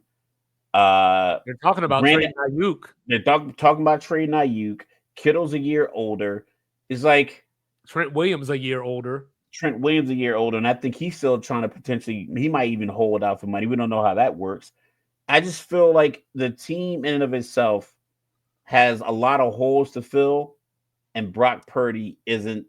I don't think he's a force multiplier that makes it happen. They're going to cut the check. it's inevitable. He's going to get paid because of his position, and I understand that. But that doesn't mean that it has to make sense to me. I So do you understand that think he's going to get paid, but I don't think his check should be. He should not be getting more than Matthew Stafford. so do you think and this is just a random question I just thought of as Good. Mike and James are having these comments. Yes. Do you think that Brock Purdy, by being a 7th round pick, Mr. No. Irrelevant, all that kind No. of stuff, you don't even know the question yet? I don't think that factors into it at all. I don't care where he got drafted. I don't care. He's 6 feet tall. He's not mobile. He doesn't have a big arm. He can't. Well, no. I was asking the question from Brock's perspective, not the team's perspective. You know what I mean? From the standpoint of money is going to be good enough. Yeah, like if I get 40 million, I mean, I'm not, if I get 40 million, I was He's the last pick in the draft. Is that good enough? I think 45 is way more than good enough. And I'm pretty sure if you look at like what he's currently getting and the money, like it's all going to be just ridiculous to see a check with that many zeros on it. And I understand that. So, but Mike, hold on, real quick. So Mike and James, tell me, is going to be real quick, Mike and James, tell me the number that the 49ers offer Brock that you would hold out over. Yeah. Like, what's your floor? What's your floor for you or Brock Purdy's agent, manager, whomever? You're sitting in the room. I think for me, it's 45. I think for me, it's 45. Like, I'm looking at this list. You know what I mean? You got Patrick Mahomes on there. 45 still puts you ahead of. I mean, I don't know if they think about it like this, but you're ahead of Josh Allen. I think he's going to get. Scroll to Jordan Love. Scroll to Jordan Love. Anything under Dak is. Well, if Brock Purdy wants 60, he can walk. I'll put it like that. Scroll up to Jordan Love. Like, Jordan Love got $55 million on his first contract. One playoff win. One playoff win he set. And like I said, I don't want to disregard playoff wins because it's important to play football and win games. But I'm just a logical thinker. And logically, it does not make sense to give a guy who isn't dynamic that kind of money. I felt the same way with Justin Herbert. I felt the same way with Trevor Lawrence. I felt the same way with Tua. Jared Goff, I think Detroit was building something, and they have a young defense, but everyone got injured. So what happened was when you had to rely on a guy throwing the ball a lot, defenses, even the Washington Commanders that you talked about, don't have a great pass defense, look like stars because the injured Detroit defense kept giving up points to the point where like Jared's got to throw it a lot. So of the top 10 guys, I think Dak's contract is too high. I think Joe Burrow is very high, but not too high because I think he's kind of like force multiplier for their team. I think Jordan Love and Trevor are getting too much. I think Tua's getting too much. I think Herbert's getting too much. I think Lamar Jackson got so disrespected in that process that $52 million is well deserved. I think Jalen Hurts 50 is well deserved, but it's going to eventually hurt them because they're not going to be able to pay multiple weapons. So here's a different question. Kyler Murray got paid too early and too high. Let's say the 49ers offer Brock something that he's not a fan of. He's just like, you know what, guys, y'all disrespected me. I'm out of here. What do you think Brock Purdy gets on the open market, like from another team? And for bonus points, who would that team be? If a team wanted him, they're going to take whatever number the agent gives him because people are inundated and in love with the quarterback wins. But it's like the people just kind of, I think, honestly, John Lynch is, I don't know what the number is, but I guarantee it won't be that high. And if they lose Purdy, I don't think they're good with it. But I bet you they're not gonna outbid themselves to pay him $61 million. I don't think Tennessee would pay him $61 million. Like Tennessee still has Will Levis on the roster. I know he's and the not number one pick. and they got the number 1 pick. So they don't need to pay him $61 million. Give me a team, Lethal. Like He's quarterback needy. So like no okay. one's quarterback needy enough to pay him $60 million. So okay, so let me throw something. Let me throw some teams out there just for conversation. So if you're Minnesota, don't bring Sam Darnold back. You drafted JJ McCarthy last year. You got to see he's cheap. You got to see how it works.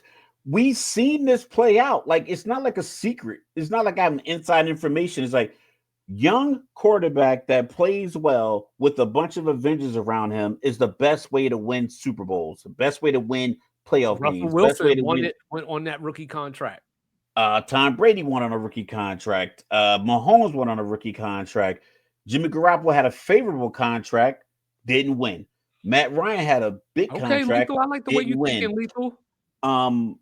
I like the Steelers wouldn't give him $60 million because they wouldn't give him $60 million, but you know what I mean. But that's what I'm saying. Like I'm like that's why I'm trying to say. Like I don't know. Like just off of forget the point about your head. Like forget the point, and we'll go. Oh, hold on. Forget the point of how much money it'll you won or whatever. What do you think teams, the 32 teams in the NFL, whoever, what do you think teams will offer him as the max? Because I don't know if a team is offering him $61 million. You know what I mean? Like I mean, if you show me a team, that gives him $61 million, I will show you a dumbass team that ain't going nowhere. Name a QB it didn't work for when they got Dak, Tua, Trevor, Jordan. Well, Jordan Love's still early, but Justin Herbert, Jared Goff, Kyler Murray. Scroll down a little bit. Kirk Cousins. Keep going. Josh Allen. AFC Championship. Like okay. Aaron Rodgers. Like you're still a good team. 12, 13 wins. Like Aaron Rodgers. I think his extension came from Green Bay. Derek Carr didn't work. Baker it worked. Geno didn't really work. And then you got Gardner Minshew at $12 million.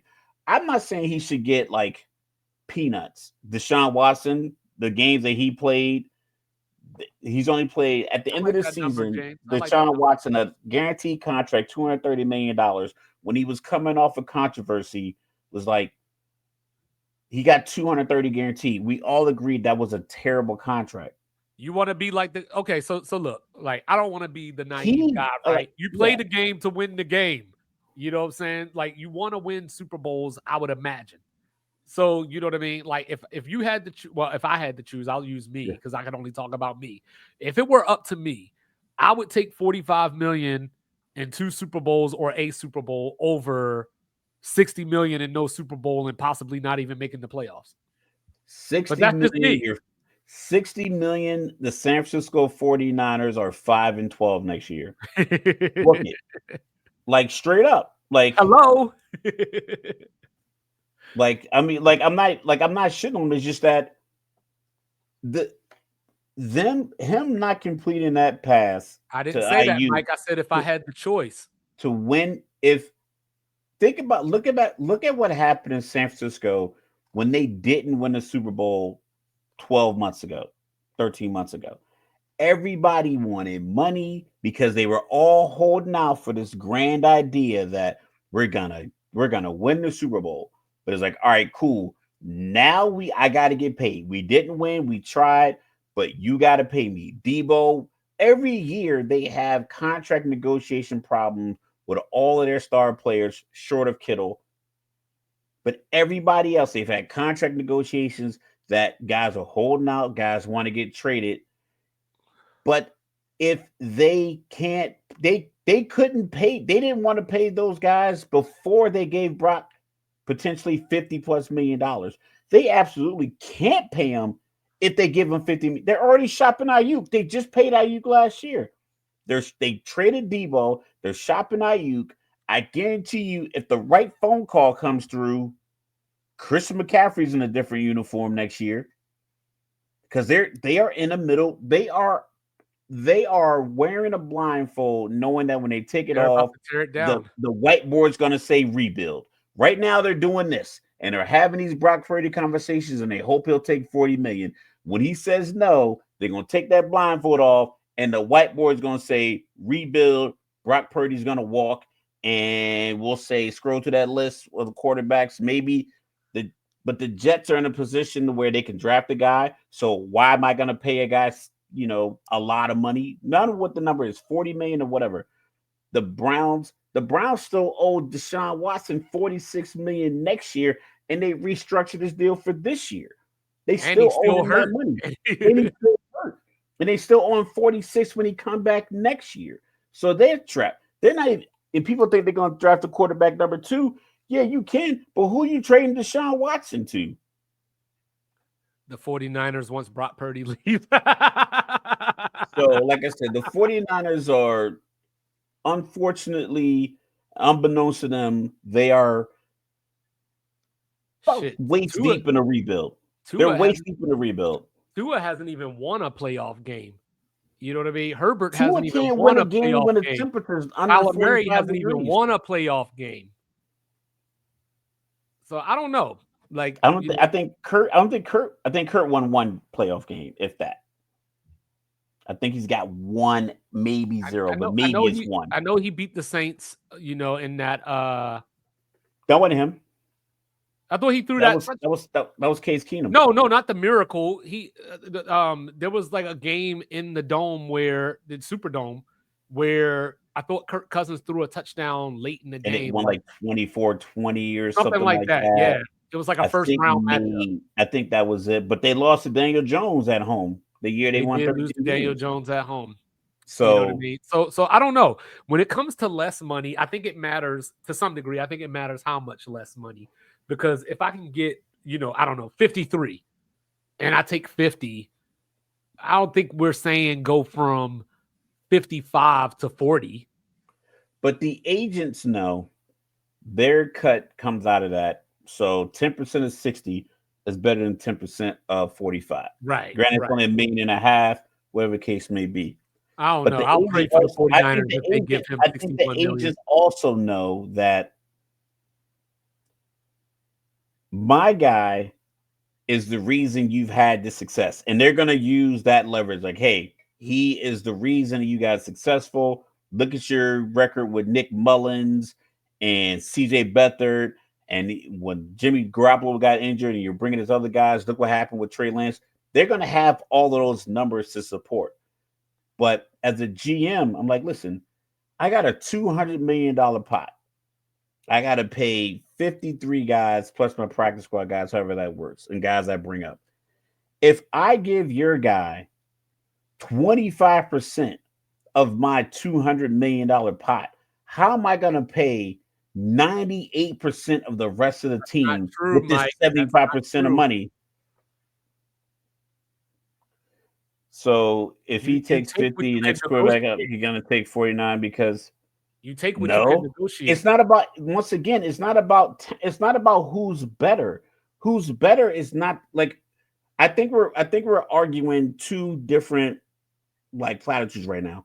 It's not the matter of who's better. It's how good are you going to keep my team once I pay you? And are you going to get better? Are you going to get better? Lamar Jackson they weren't paying a lot of guys a lot of money when Lamar was due, and Lamar was due money, and Lamar had a couple, MVP caliber seasons, and you knew he was going to get better. You saw that when everything wasn't copacetic, he still made magic happen. Jalen Hurts made it happen. Kyler Murray didn't. He just held out and demanded his money. It's not true. If it was about who's better, Trevor Lawrence wouldn't be the second or third highest paid quarterback. Patrick Mahomes gets $45 million. Who's better right now, Daniel Jones or Baker Mayfield? Baker Mayfield. Baker Mayfield. He gets like $8 million less than Daniel Jones. He hasn't gotten better every year. When they won 6 games last year. They went to the Super Bowl and then they won 6 games. So how is he better? I think he threw the most interceptions of his career this year too. Because he's 5'11 and a half with an average arm. Jax paid him because they drafted him number 1. They drafted him number 1 overall, and they had him.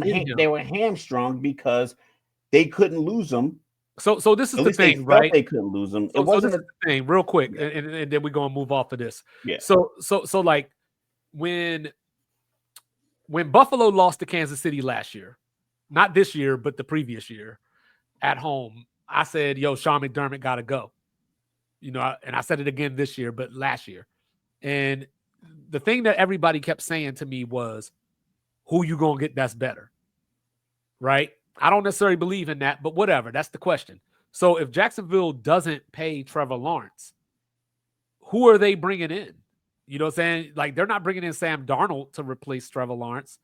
You want them to draft, JJ McCarthy or something? Like, who are they bringing in?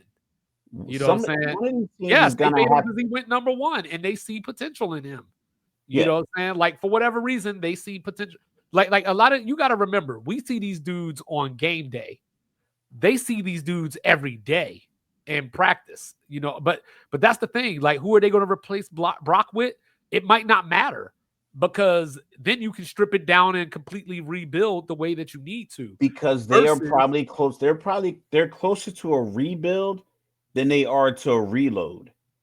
You can tell by the way they're moving their other assets. Unless they really think the people they have in the building, like, listen, I'm not a talent evaluator, but I imagine that expecting guys who've never had 1,200 yards and 8 touchdowns receiving or rushing to do that when you get rid of the other guy is probably not the most logical approach to it.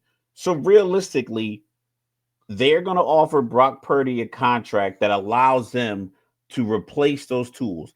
I don't think Seattle does a deal in conference if DK Metcalf haven't moved yet. I don't think they make the Seattle to San Francisco trade. I don't know what you could do there, but Devontae Adams is 32, so that's not really a move. If you want to get T. Higgins from Cincinnati, you probably got to give up some draft picks. So it's 12 is like, more than 11. I said the most of his and career. I think he played less games. I'm not saying Brock Purdy is not a good quarterback.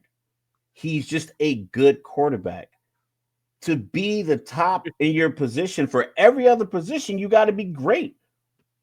Like Max Crosby, okay, DeMarcus Lawrence is a good defensive end. He's not getting Max Crosby money because it's time for his contract. Every other position gets evaluated on what I think you're going to do for me going forward. Every other position gets that. Yeah. Except for quarterback, they get paid off what will I do without you. You'll probably go 9-8 if you just get a regular quarterback. Yeah, for sure. You know what I'm saying? But hey, if you Appreciate the like, engagement. I like it. I like when it's different engagement. It helps me think differently instead of just having the same like back and forth if you like conversation. arguing about quarterbacks, let's do it again. Because if these two dudes are the future, is the NFL in trouble? So Lethal should be very familiar with this. We're talking Trevor Lawrence and Justin Herbert. Which one is better and why? This is where we're gonna need outside engagement because me and Mike had this conversation earlier before we went to work, and my analysis of these two players is that I think Justin Herbert. Actually, hold on. Let me do that again. Hold up. Yeah. I don't want to give Justin I don't want to give Justin an extra year. So I think Justin Herbert is a good quarterback. I think he's good for Los Angeles. But if we have to be honest, he is on his third coach. Coaches that when quarterbacks win playoff games, them entering the next season with the new coach, not likely. Doesn't happen a lot. A lot of guys don't really get fired at the playoff appearances or playoff victories. So Justin Herbert's on his third coach. And we talked about Trevor Lawrence. I've always thought Trevor Lawrence looked the part. I remember watching him in the Elite 11, and then he went to Clemson. And I remember it was a game against Ohio State. They ended up losing in the playoffs. But I just felt like Trevor Lawrence, when he took the snap, when he was shut out to Lawrence Master Peterson. Congratulations once again. I've been able to talk to Congratulations, you. sir. So when he got the ball in his hand in that game, I remember he made like real decisive throws. You could tell he was a level above the college player. And then, of course, in that championship against Alabama, 44-16. So I think he had like this rise we thought was going to keep going. I think he got stymied by having Urban Meyer as his coach. I think that was a bad move. And I think they kind of threw off the first couple of years. But as you look at how it plays out, he plays in a favorable division that I wouldn't say is easy to win, but your 6 games, 4-2 and 5-1 in the AFC South isn't unrealistic when you have the talent. They keep putting talent around him. The problem is a lack of consistency from either his play or the players that they bring in, and they keep swapping them out. Like Calvin Ridley was there, he's gone. Oh, Uh, yeah. then you have then you release Evan Ingram. You drafted Brian Thomas, and there's this one throw, this one highlight when Brian Thomas run like a post route, and Lawrence lets the ball go to like the back pylon, and he gets to it. So you know he has talent. It's just that in some of these crucial moments, he turns the ball over too much. Like you see the 46 interceptions, but Herbert has 42. He has nearly twice as many touchdowns, though. Well, not twice, but like, a substantial more, like 1.5 times more touchdowns. I just think that Justin Herbert just doesn't make the plays when you need him to make the plays. I think he plays well in your 27-24 losses, and he'll have the ball last where he can win the game for you 31-27. But he doesn't do it enough. He doesn't So make the play in the winning moments. And I think Trevor Lawrence, he had a flash in the pan, ironically, against Justin Herbert. Because, like I said, we talked about this earlier. Their best and worst game in a microcosm for both of their careers is the game they played against each other in the playoffs. Trevor Lawrence had 4 interceptions. They were down 27 points. Justin Herbert was up 27 points. And Trevor Lawrence battled back to win that game. But there was moments where Justin Herbert could have made foot just on get a your first neck down, bro. plays. First downs. I think they were in field goal range. And I think he had like an incomplete pass to the end zone. I can't remember if the guy was open, but I believe a better pass would have gotten him a touchdown versus the field Sort of goal, like which I Brock think, Purdy in the Super Bowl. like I said, Chris Jones came through clean. There's only so much you could do, but Josh Allen, when the blitz came through, dropped back a little bit. I just feel like some of these guys can make these plays to give their team a chance. And I believe Herbert is the guy that, like, he plays, he's not going to put you in a bad spot.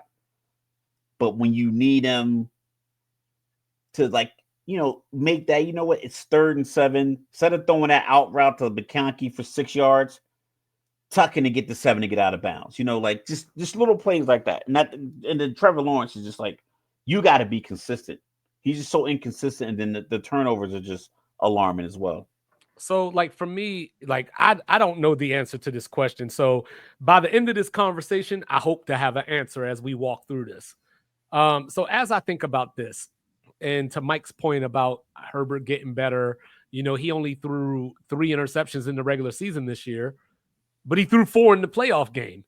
And, and then when I look at Jim Harbaugh, because, Mike trusting Coach Kaki, I was thinking about 2 games that I pointed out on here that Coach Kaki lost the game because he didn't trust Justin Herbert, or maybe he just wanted to run the ball because he likes to run the ball. But the Monday Night Football game against Arizona, where the Chargers held the ball for about 6 minutes just to get a field goal with about a minute and so left. Kyler Murray, heroic play downfield. They get a field goal and win. Second game was at Arrowhead, Sunday Night Football. They had a chance to get in there, get a touchdown. But what did he do? 3rd and, it was like 2nd and 8 or something. He handed off the ball and lost, I think it was 6 or 7 yards on that play. You set up 3rd and 16. Now you got to kick a field goal. So like, I wonder, you know what I mean, if there's something about Justin Herbert that either, like, that goes with what you're saying as far as, like, he doesn't make the play. So maybe Harbaugh feels like because he's conservative anyway, I'm gonna keep the ball out of harm's way. Like because you had the Yeah, same criticisms, some of the same criticisms about JJ McCarthy. Like what passes did he make? What did yeah. he do? Because Harbaugh, Because runs that type of offense. Harbaugh probably sits in that quarterback room like, listen, any drive that ends in a kick is a good drive, whether it's a touchdown, an extra point, a field goal, or a punt. That means you didn't turn the ball over. And I think he has Oh, that's guys good. that plays to that kind of thinking. Trevor Lawrence, I believe, I wouldn't say he had the built-in excuse, but I think it was when the Urban Meyer hire for him was a bad move, and I believe that set him back a couple of years because he if you have bad habits with a coach and then you work with that same coach in the off season, you can learn. But getting a new coach and now you're going to create a new set of bad habits because now you're working in his scheme. So his scheme might be, hey, I like to take the shot and then the check down. But do you have another coach I want you to take from 5 yards to 15? I want you to look that way. The other guy's like, no, I want you to look from here. So he made all these mistakes with Urban Meyer, and they got a whole new coach and had to figure that out. So that took a couple of years. And a coach But that was a quarterback. coach that was a quarterback, a coach that won a Super Bowl with Nick Foles. Like, think about the mic'd up, and I've never listened to Justin Herbert mic'd up, but when Mahomes in that San Francisco game and it was like 3rd and 15, and he walked over to Bieniemy and Andy Reid and was like, "Yo, we got time for Wasp? We got Wasp? Can we do Wasp?" And they were like, "You know what? We got it." Doug Peterson, Nick Foles in the New England Philly Super Bowl. Nick Foles came over like, "Yo, let's run this play." I'm not sure Justin Herbert comes over to the sideline like, listen, get the ball. I got a play in mind I want to run. I want to run lad, zig, XY, spider, banana, whatever the fuck. I want to run this play. What do we have? Like, the John Gruden favorite play. So I don't feel like in those moments he makes that play. I think he's like, you know what? The play is this. If it's not there, run, slide, kick the field goal. And I think that's how he plays the game. I think he plays it very methodical, a lot like Aaron Rodgers. Aaron Rodgers' numbers were on par with Patrick Mahomes, but it's like he didn't make granted he's 30 something years old, but like it's been like a knock for him his whole career. If you're down in the fourth quarter with Aaron Rodgers, he loses like a substantial like 70% of his games. It's something Yeah, crazy like that. yeah. Because Well, it's like I think I with need you to like the pass he threw in the NFC Championship game when he threw it to Devontae Adams. You could probably ran that in. The mhm. Elway helicopter. Like Elway was like, yo, I'm trying to get this ball in the end zone. Granted, it was like his last hurrah, but he still was like, you know what? We need this first down. Boom, helicopter. I'm still coming up for the next play. Well, I think that with Trevor Lawrence, he ran into that problem where people are comparing him, I think, to his college self. They saw him in college and they saw because people were saying he's the best prospect since Peyton Manning. The same thing kind of happened to Imani Bates. Remember he was like He was a new this is the best KD. high school prospect since LeBron. And now you don't even see that dude half the time. You know what I He was mean? supposed to be So he was supposed to be the next KD, the skinny yeah, shooter. but his arms too short. You know what I mean? Like he's got the T-Rex thing going on. Yeah, Like his he can shoot wingspan is that the ball. same. His wingspan is the same as his height. And so when you look at it, I think that's what Trevor Lawrence deals with. But also looking back at it, that division that you were talking about, this previous not this season, the previous season, they were 8-3, and he got injured. And then it kind of just went to hell, and the Texans snuck in the playoffs because the Colts weren't good enough to beat them. Just had to say that, but like when you look at it, they were on their way to the playoffs. He had just won a playoff game the year prior that you're talking about, but then came the second playoff game because you always say, "Yo, Patrick Mahomes couldn't even walk." And y'all Yeah. couldn't beat them. Trevor Lawrence couldn't lead them to a victory. So I don't know what And I Trevor Lawrence. think and that's another thing. If Steve Spagnuolo, if Jalen Hurts had rolled his ankle in the Super Bowl, I think Steve Spagnuolo is throwing a house at Jalen because, like, he figures if they score, it's gonna take a whale of an effort because their guys limited. Mahomes, they couldn't even run. They run stretch run plays. He couldn't get out there. They had to not. They couldn't even call that play anymore. So it was like when you see that tight end on the edge, it's like they're not running that stretch play. He couldn't get there, and the defense didn't like risk anything. They played because they didn't want to give up any points. It's like, listen, I'm going all out, and I'm gonna rely on my guy who's fully healthy and young. But they didn't put their foots on the neck of Kansas City, and I think it kind of and that's the same thing that the Chargers do.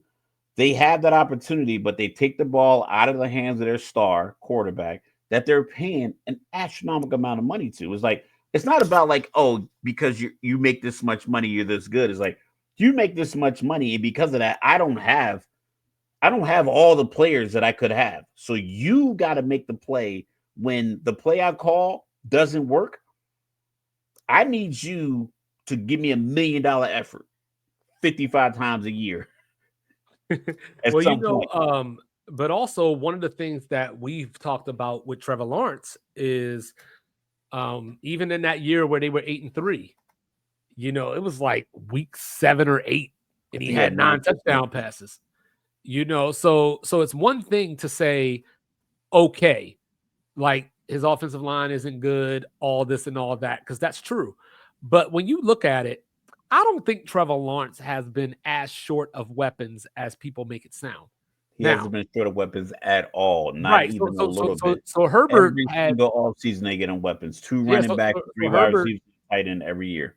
Herbert had Keenan Allen, who probably is better than any receiver that Trevor Lawrence has had. But Trevor Lawrence had Christian Kirk, and Ridley at the same time with And Evan Evan Ingram. Ingram, and You TJ know, Yeldon, and Trevor Etienne, the guy they drafted from your yeah. college with you And then they drafted Tank in the Bigsby, first round. who was outplaying ETN at times this year. So with Trevor Lawrence, sometimes I think with Jacksonville, Zay Jones, I think sometimes with Jacksonville, I don't think their defense gets enough attention because people focus on the quarterback so much that, oh, the line isn't good, but the defense is pretty bad too. They So drafted two defensive ends, #1 overall, I and know, in that same window. So it was like but that's what I'm saying. the Like team has talent. It's just that so that's what makes me wonder if Justin Herbert is better because like the Chargers aren't short of talent either, but the Chargers talent is on the defensive side. Khalil Mack, Derwin James, Joey Bosa, so on and so forth. Now, and the other part of that though, we just talked had about Drew how bad Tranquil for a while too.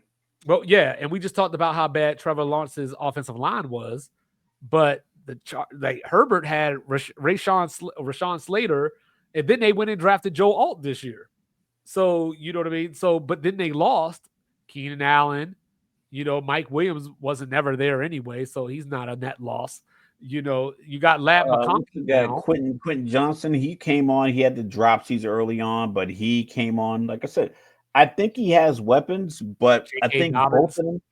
I think both of them, and this is just me speculating. I think both of them play to not make mistakes because they're both aware that the team has gone through its like I know Trevor Lawrence has two coaching staffs, and now he's about to get a third one. And Justin Herbert was on his third coaching staff last year. It's like they hear the chatter. They know, like, listen, we put this much money into my account. We put this many weapons around me. If I go out there and perform poorly, it's gonna be on me. So I'm gonna perform to not get to not fuck it up. Basically, they're out there playing not to fuck it up. Whereas you got a guy like Jordan Love, like I talked about that, like that the view you watch on Amazon when the all 22, and he like slipped the blitzer, stepped up, and threw the ball out route to the tight end. He plays like they say unconscious. I think these guys are very conscious and very focused and very understanding of if I make a mistake, their defenses weren't great. They weren't like stout defenses. So like if I make a mistake, I put us behind the 8 ball. I don't think Jalen Hurts plays that way. I don't think Lamar plays that way. I don't think Josh Allen. I don't think Burrow. I don't think any of these other guys with the same size, talent, arm strength, all the measurables that equal up to what these two guys play with. I don't think they play the way that these two guys play. I think they Lamar play, played that way against Kansas City. but then he came out the following season thinking too much. I think You they know, think too much, and I think they think too much about the end result because it's been, for lack of a better word, chaos around them. right. Like All right. even like So okay, they talk about Jalen Hurts, but Jalen Hurts had different coordinators. He had the same head coach, so he's had the same conversation, win, lose, or draw for the last 4 years with Sirianni.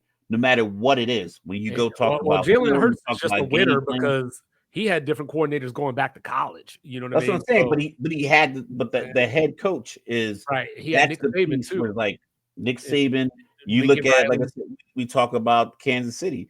Even when you were talking about getting rid of McDermott, I'm like, I think him and Josh Allen are on the same I'm wavelength. still on board with getting rid of McDermott because sound like coaching to me.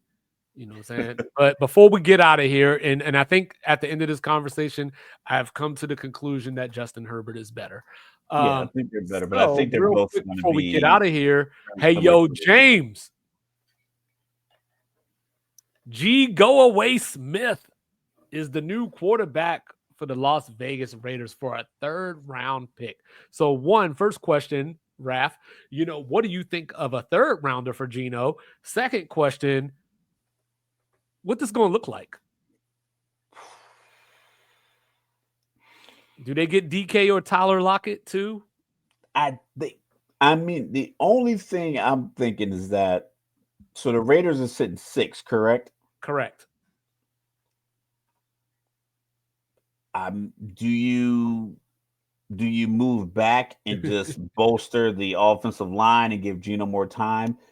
Because I think Seattle wants a first and a third potentially for DK. I would imagine two firsts wouldn't be out of line. So you're definitely not giving up six. Like if they had 16, very similar to Philly when they traded with Tennessee, I give that up in a heartbeat.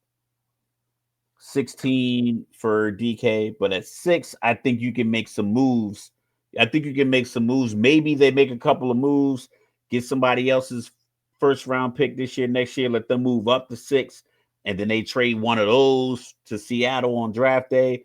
I'm just not sure that the Raiders are inventive enough to do that. I know Tom Brady's in the ownership group, but I don't know how much he's going to be able to like influence the pick. I don't know who gets last say. I don't know if it's Davis with the bowl cut or whoever the new GM is. Or maybe Tom's like, listen, I can work with Gino because I'm one of the greatest quarterback of all time, so I can help him. We can make a lot of other moves with these picks. There ain't no But helping Geno Smith. Even though listen, he probably had the best year of his career this year, to be fair. yeah, like I said, it's the Justin Herbert, Trevor Lawrence conundrum. Like all these guys aren't going to be your top four. Like people say top five. Like I said, I think it's four. I think it's Mahomes, Allen, Burrow, Jackson. And then, like I said, 5 through whatever is interchangeable. 5 through 12, any given week, 5 through 13, any given week can be five. Whoever you have at five one week, it could be Tua one week, it could be Dak the next week, it could be Geno, it could be Sam Darnold. But the top four, however you want to rank them 1 through 4, are your consistent four. They're gonna make things happen. Everybody else needs help, needs work. So Tom Brady getting Geno Smith in the building, maybe that works. But it just depends. Maybe they keep it simple and just go. Maybe because I've heard a couple of podcasters. I think the Todd McShay podcast, him and his party talked about just because of need, Travis Hunter could fall to 6, not because of talent, just because of need. Like Tennessee could take Cam at 1. Cleveland takes a defensive line, like take Abdul Carter 2. Maybe they could keep and convince Ooh. Myles Garrett to stay. The Giants take a quarterback 3. New England needs so much help. Maybe getting a weapon at 4 might not be the best plan considering they don't have anyone to block for Drake May. Jacksonville, maybe, but also they have holes. Their quarterback's injured. Maybe they make a move there to bolster their line, or like I said, their defense so it's kind of pierced. So Travis Hunter could fall to 6, and I'm pretty sure he has some kind of relationship with Tom Brady, considering the Shador and Tom Brady. Shador being a partner in Tom Brady, not but like affiliated with Tom Brady's brand. So if that's the move, but it just Geno Smith, it's if it's a 1 year thing and maybe they think they're gonna suck again, they can get Arch Manning next year. I don't know what's going on, but could San Francisco or Dallas want the Raider pick? Dallas at 7-10 needed a running back. I think they can get Genty at 12 unless New Orleans wants to pair him with Kamara and have like a two-headed monster. But I think New Orleans has so many holes. Their defense is really old. Carolina just signed their running back. So unless Dallas wants to get, if Dallas wants Genty, I think both of them are hurt. I think Dallas can sit at 12 and still get Genty. So I don't know. I don't know, because I think the Bears might get him if he's there. Well, the Bears have been signing offensive linemen a lot. I can see them going defense, maybe getting the ball back at getting the ball back at the 40-yard line of a couple of turnovers every once in a while to help Caleb Williams out. Yeah, New Orleans is best available, and I don't know if Genty is gonna, like I said, I don't know. Like San Francisco, I don't see any. We always talk about teams moving up in the draft, and we always try to predict nearly as much as we and talk. It doesn't happen nearly as much as we. What I tell you about that, Mike? What I tell you about that? So we're not doing that. That at 12. TMC? Yeah, like I told him if they draft Ted, I'm coming to VA. Why not? Listen, you can. I'm all. We ain't even got no corners to begin with to be trying to guard that dude. And still got to deal with Sedarion DeLeon Lamb too. Yeah, I think it makes sense. It's like you go greatest show on turf. You run the score up, and then your defense can keep teams under. If your defense keep teams under 25 points, and you can score 28 points a week because you're just, all show on that turf and Jerry world, I say go for it. But they just had a guard retire, so I don't know what the guard looks like in this draft. But so what's the play for Seattle now? No Geno, Tyler Lockett, gone. DK's looking for a trade. What's the play for Seattle now that Gigo is gone? Sam Darnold, or maybe they because you know who their quarterback is now, right? Sam Howell, right? Yeah. So that Howell's a backup. Yeah. Maybe they see something. Maybe they see enough in him to where, because you look at division, Arizona probably makes something drastic happen for the draft. Yeah, like they might. I don't know if coming off Kyler Murray to the Giants is a thing, but I can see them, even if they don't make a move, I don't see them getting that much better. I think San Francisco, the Giants. I think San Francisco is going to have a down year. I think re-signing a 45-year-old Matt Stafford in LA is probably not going to pan out the way they want, especially the way they're dangling Cooper Kupp. So Seattle's probably thinking like, listen, if we can go 9-8, 10-7 again next year with Sam Howell and whatever we get for DK, because you got Jack Smith and Jigba, you can move DK. I imagine that if I'm looking at who maybe Tampa Bay does the Philly Tennessee deal and they trade 19 to get DK and pair him with Mike Evans and let Chris Godwin go and trade. Oh, that's nuts. Like I said, if you're Tampa Bay, you're like, yo, our division has a second-year quarterback with the coach that is a retread. Then you have Carolina. Yeah, they're on the come up, but I mean, they are drafting in the top 8. They're probably not gonna they're not gonna move for DK. I think I would actually like DK to Carolina. They would probably have to give up 8. Do you give up 8? I don't know, but you You got to could, get if you you got want to to get get wide Bryce a receiver, weapon, and I don't you get know. TMC at 8. You got maybe Or you Carolina, you move from 8 to 6 when Travis Hunter slips. I keep saying unless you Trevor, really like Luther Burden, I guess. You but know, you can get Luther Burden at 19. But like I said, if no, they I'm want talking to about for make, Carolina. but Carolina at 8, I could see them going, best available wide receiver.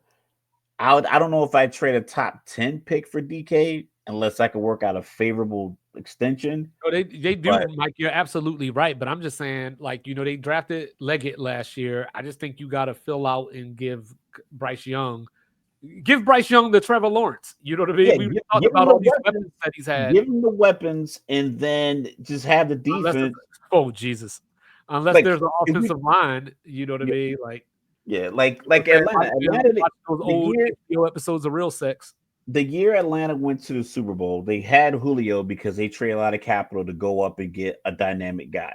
I think that's the last time I can recall them making that kind of drastic move. But they had Taylor Gabriel, Mohamed Sanu, Julio, uh, Hooper, 2 running backs, and the defense was young. So Dan Quinn was like, listen, I'm trying to get y'all to do the Seattle thing. It's not working. So we're just going to play a simple cover 3. Rico, you're going to be the rover in the middle of the field. You're my most experienced guy. Keanu, you're going to hit anything moving across the middle. Deion Jones, Devondre Campbell, you're fast. Run to the ball. And we'll just see if we can outscore everybody. And that's what they did. And they just Y'all see loaded up this man offensive spitting side. all this Falcon propaganda in here. And they load up. They were 5th all time in points scored in the NFL season at that point. So like, I mean, I guess it's propaganda, or is it just You know what I'm nonsense what we saying? do? But like, it can work, You sound especially if like you an have a LSU team. fan right now. Cut it out. Cut the cat. So like I said, I think that's a good move. Maybe the Chargers make that DK move and they trade 22. Because if I'm the Seahawks and you're willing to give me 22. I know Seattle or Green Bay, they were talking about they need number one wide receiver.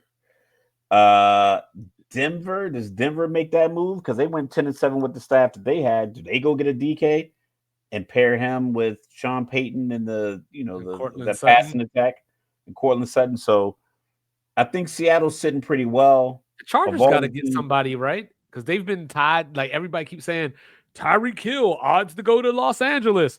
DK man, Metcalf, that's odds to not go gonna to work. Los That's not gonna Angeles. work with Khaki. That's not like you got to block. You got to block in Harbaugh's offense.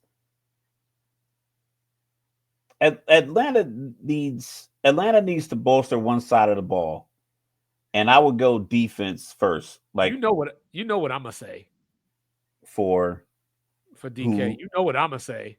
Baltimore Yup. at 27. No, yeah. I don't Like know if that's because I'm thinking the AJ Brown Tennessee Philly deal. I think anybody after scroll up a little bit. well. Anybody after Baltimore 14 should fills be. that. Baltimore fills that Philly need, right? Or they fit that Philly bill, right? Yeah, well, yeah, because I don't think Baltimore needs a first round rookie to fill in any spot. I don't think they have a hole where they need They a might be able to use first another round. corner. They drafted one last year. I know they might need to I grab think another one. I think their scheme worked out. They moved Kyle Hamilton back, and I think they played great defense on the back end. They played great defense in We can't take the them. second half against We the just picked up Debo. the second half against in that Buffalo game. They played great defense, and I believe in that first half, I think that was a bad pass interference call. So I think Baltimore has their scheme figured out to where they can get a corner in the second round and plug him in. So 27. So Seattle has 19. Scroll up. So at 18. 19, 18, and 27. I like the Baltimore move. If I could get the Chargers or the Steelers pick 21, 22, I'd take it. But if I'm Seattle, I'm looking like, any team short of the Eagles or the Chiefs, I'm not dealing with them. You saw who I Detroit, highlighted. Buffalo giving up 30. It might be time to circle some wagons.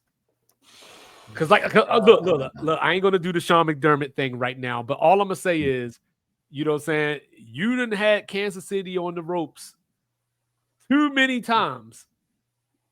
You know what I'm saying, to not just throw it all in and say, you know what? And like once again, some of these teams, like if you scroll up again, this is an interesting conversation. If I'm a GM at any one of these offices from You want me to keep going up? 19, who's above? Who's above? So Arizona's not doing it. Cincinnati's not doing it. Indianapolis, they need help. Miami and Indianapolis need first round talent on their team. I think Dallas needs first round talent on their team as well, and they can't expend any more money. So if you scroll down, so Atlanta at 15, I think that could be the move if you want to trade 15. I would that Drake London, Kyle Pitts, Bijan, DK. It sounds crazy, but if you can move the Kirk Cousins money, maybe you can make some stuff happen there. Or maybe Seattle will take the Kirk Cousins for DK and the first, like Kirk Cousins in the first for DK. Maybe they'll take that deal. It sounds crazy, but I don't know how. But maybe they'll take that deal since they trade their quarterback. I think Tampa Bay will make that deal. I think Pittsburgh should make that deal. I don't think Pittsburgh would make that deal, but yes, they should. It's gonna be tough because they're gonna who's gonna wear 14.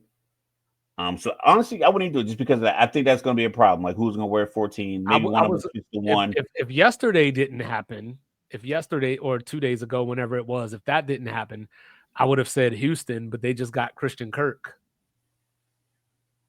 Houston at 25.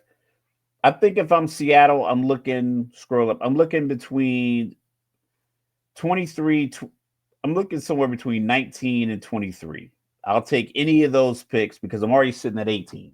So if I have 18 and anyone from 20 to 23, if I have both of those, I'm happy because I can get first round talent to fill the holes that I have. And I already have Smith and Jigba. So do you, I was about to say, so do you just go get his boy then? Emeka Buka? Get your DK replacement right on the spot. Is he a first round grade? Yeah. Like a lot of mocks that I've seen have him going to Pittsburgh. I mean, I don't see why not. I don't know if Diggs going to be on the roster though, Mike. I don't know if Diggs going to be on the Cowboys next year. Yeah, like I said, I like where Seattle's sitting. At first I wrote down Seattle tanking ? But now that I think about it, they have a guy who's a backup who started some games. 21 touchdowns, 21 interceptions. I mean, he has to work on the turnovers. Like I said, they have a favorable, winnable division. Like but they did have Ron Rivera as his coach too. You know, very conservative.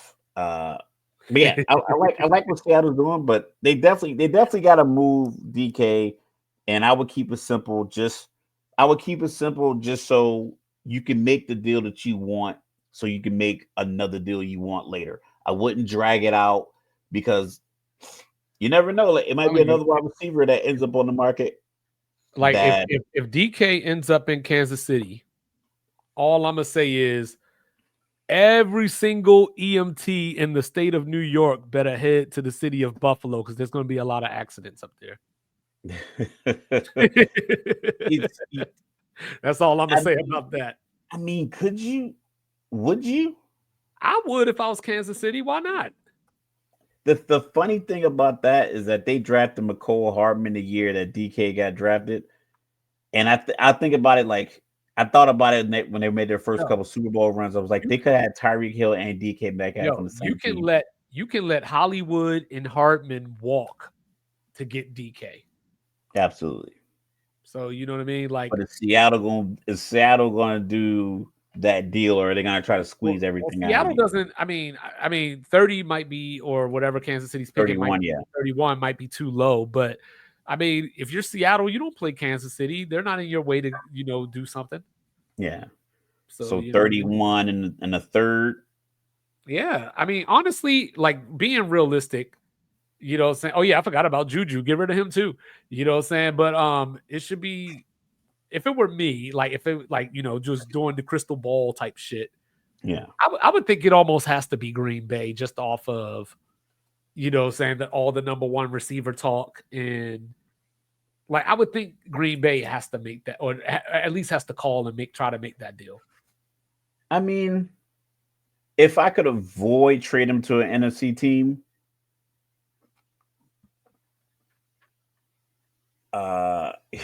they do. I still don't know why have the Bengals Carolina there. traded Mingo.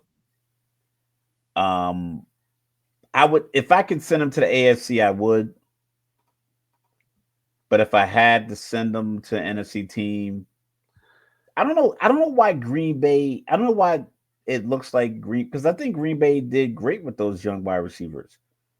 Unless they just don't. They don't want to end up. They don't think those guys are number one. I don't know if any of them are.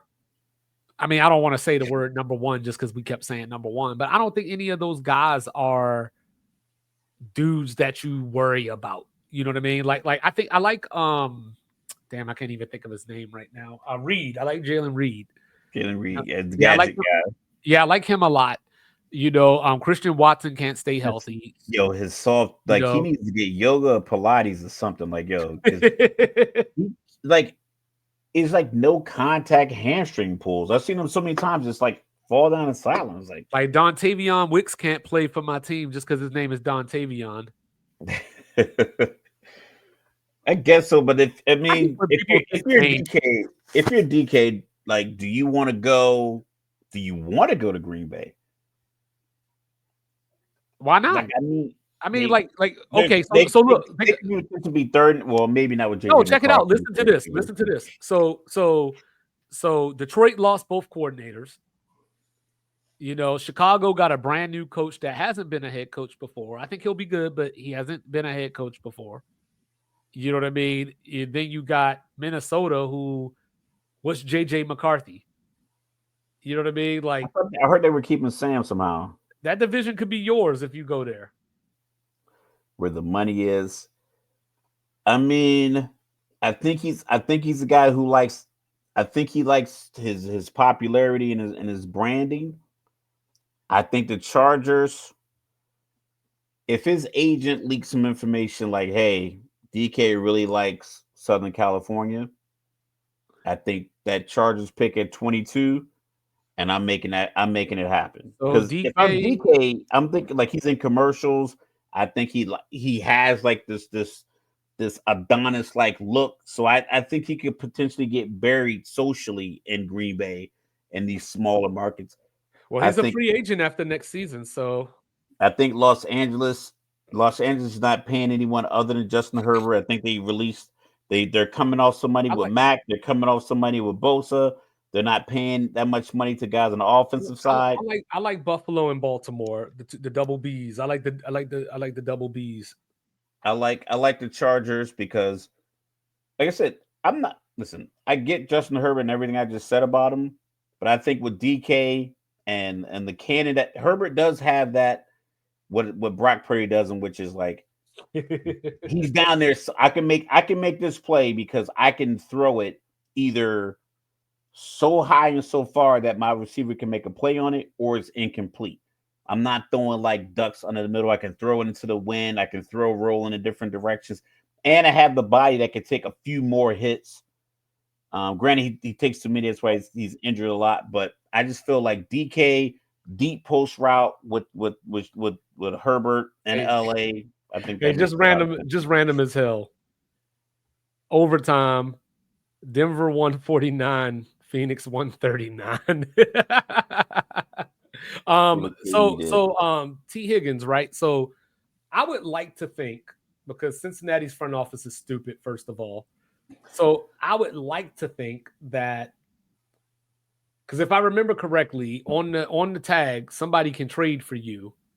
They just have to give up the first round pick or whatever it is. It depends on what kind of tag you're on. Like Lamar tag, you had to give up 2 first round picks. Yeah, so I would like to think that Cincinnati's gambling a little bit, hoping that somebody rescues them, because they're going to end up having to let Trey Hendrickson walk, and get a trade, which you wouldn't. I mean, he led the league in sacks. He's the one positive player on your defense. Jermaine Pratt, who I like, but he missed a lot of tackles this year. He's gone pretty much. So, like, I don't know what Cincinnati's doing. Like, I think they're just trying to go Showtime Lakers on us. They don't have an old head in the room saying, "Man, y'all acting stupid." They're just trying to go Showtime they on us. Should have moved they should have put it. They should have had a deal in place to get T. Higgins on another team last year. Because I said it, I was like, if they tag this dude, that ankle, he's not going to play with it taped up. It was going to be like the hamstring was going to be tight. You still got to try to pay Jamar. And then the ankle, he wasn't going to play on. Like, and there was like people of a fan was like fan. I don't know fan fiction, but like the fans were watching him. You want out. They don't even have an indoor practice facility in Cincinnati. The high schools in Ohio have indoor practice facilities because of the weather. High schools in the state of Ohio have indoor practice facilities, and the Cincinnati Bengals don't. And it was just this hill, and they said when T. Higgins ran up that hill, he was playing that week. If he walked around it, he wasn't. I think that if I'm Jamar Chase, like, yo, Burrow, you my boy, but I'm trying to get this money, man. I think they're going to pay. I think they have to, but like I said, the problem is you're letting everything else go. You know what I mean? Like, I just don't, sell the team to somebody with some real money. Sell it to one of these Walmart families. They already got 2 teams in the league. How about that officially for the longest Sports Reports Disordered show ever? Hey, when it's good, it don't matter. But y'all, we go. Malcolm X is 4 hours long. They want the money. They don't want to win. They want the money. You know what I'm saying? But you get the money, and then you NBA it when you play for 1 year. Do you demand a trade and you hold out, and then you get somebody else's like because next year if he gets $37 million right now, that's a favorable deal. After who's up next year? Wide receiver wise that you could think of off the top of your head. Probably nobody of his caliber. I'm gonna look it up real quick. Because whatever. All right, so 2026 free agents, wide receivers. It's probably like Rashee Rice. So T. Higgins, DK, Debo, McLaurin, Mike Evans, Christian Kirk, Cortland Sutton, Jacoby Myers, Jamar Chase, as Rez would call him, third and Jawan Jennings, Drake London, Chris Olave, Garrett Wilson, Jameson Williams. So none of those guys are $40 million guys. I know $40 million is a stretch for Jamar Chase, but I'm just saying, like, because he said something like, if I wanted to beat Justin, I would beat him by a lot. And you're talking about his contract. Yeah. So it's at least $30 million for Jamar Chase. I can't see any of those other guys. Like Drake London's not getting $30 million from Atlanta. Like he just doesn't have the production to get $30 million. Well, he got Penix now. We're about to see. He's not getting $30 million because they already gave $30 to Ross St. Brown, and I can put $60 million in the 2 spots. So it's a lot of guys that won't get that kind of money. So DK is probably going to get his trade and extension. So yeah, Jamar Chase. This conversation, I just want to see where Hendon Hooker going to end up. You know what I'm saying? But that's just me. Hey, I'm 2'5". He is Mr. Logical. Do not, I repeat, do not bring feelings to a fact fight. Once again, thanks for the engagement, fellas. Yes, sir. Really we love y'all. Really help push the show along. So share, subscribe, review, say it with your chest. Ooh, he out here trying to steal my lines. I told you I was on one. You know what I'm saying? Like, review, subscribe, share, rate, do all the free things. Do all the good things. And while you're doing the good things, have you a liquid death. Do not bring feelings to a fact fight. Don't do it. We'll be back Tuesday to preview the baseball season. You know what I'm saying? Talk a little March Madness. Join us. Peace.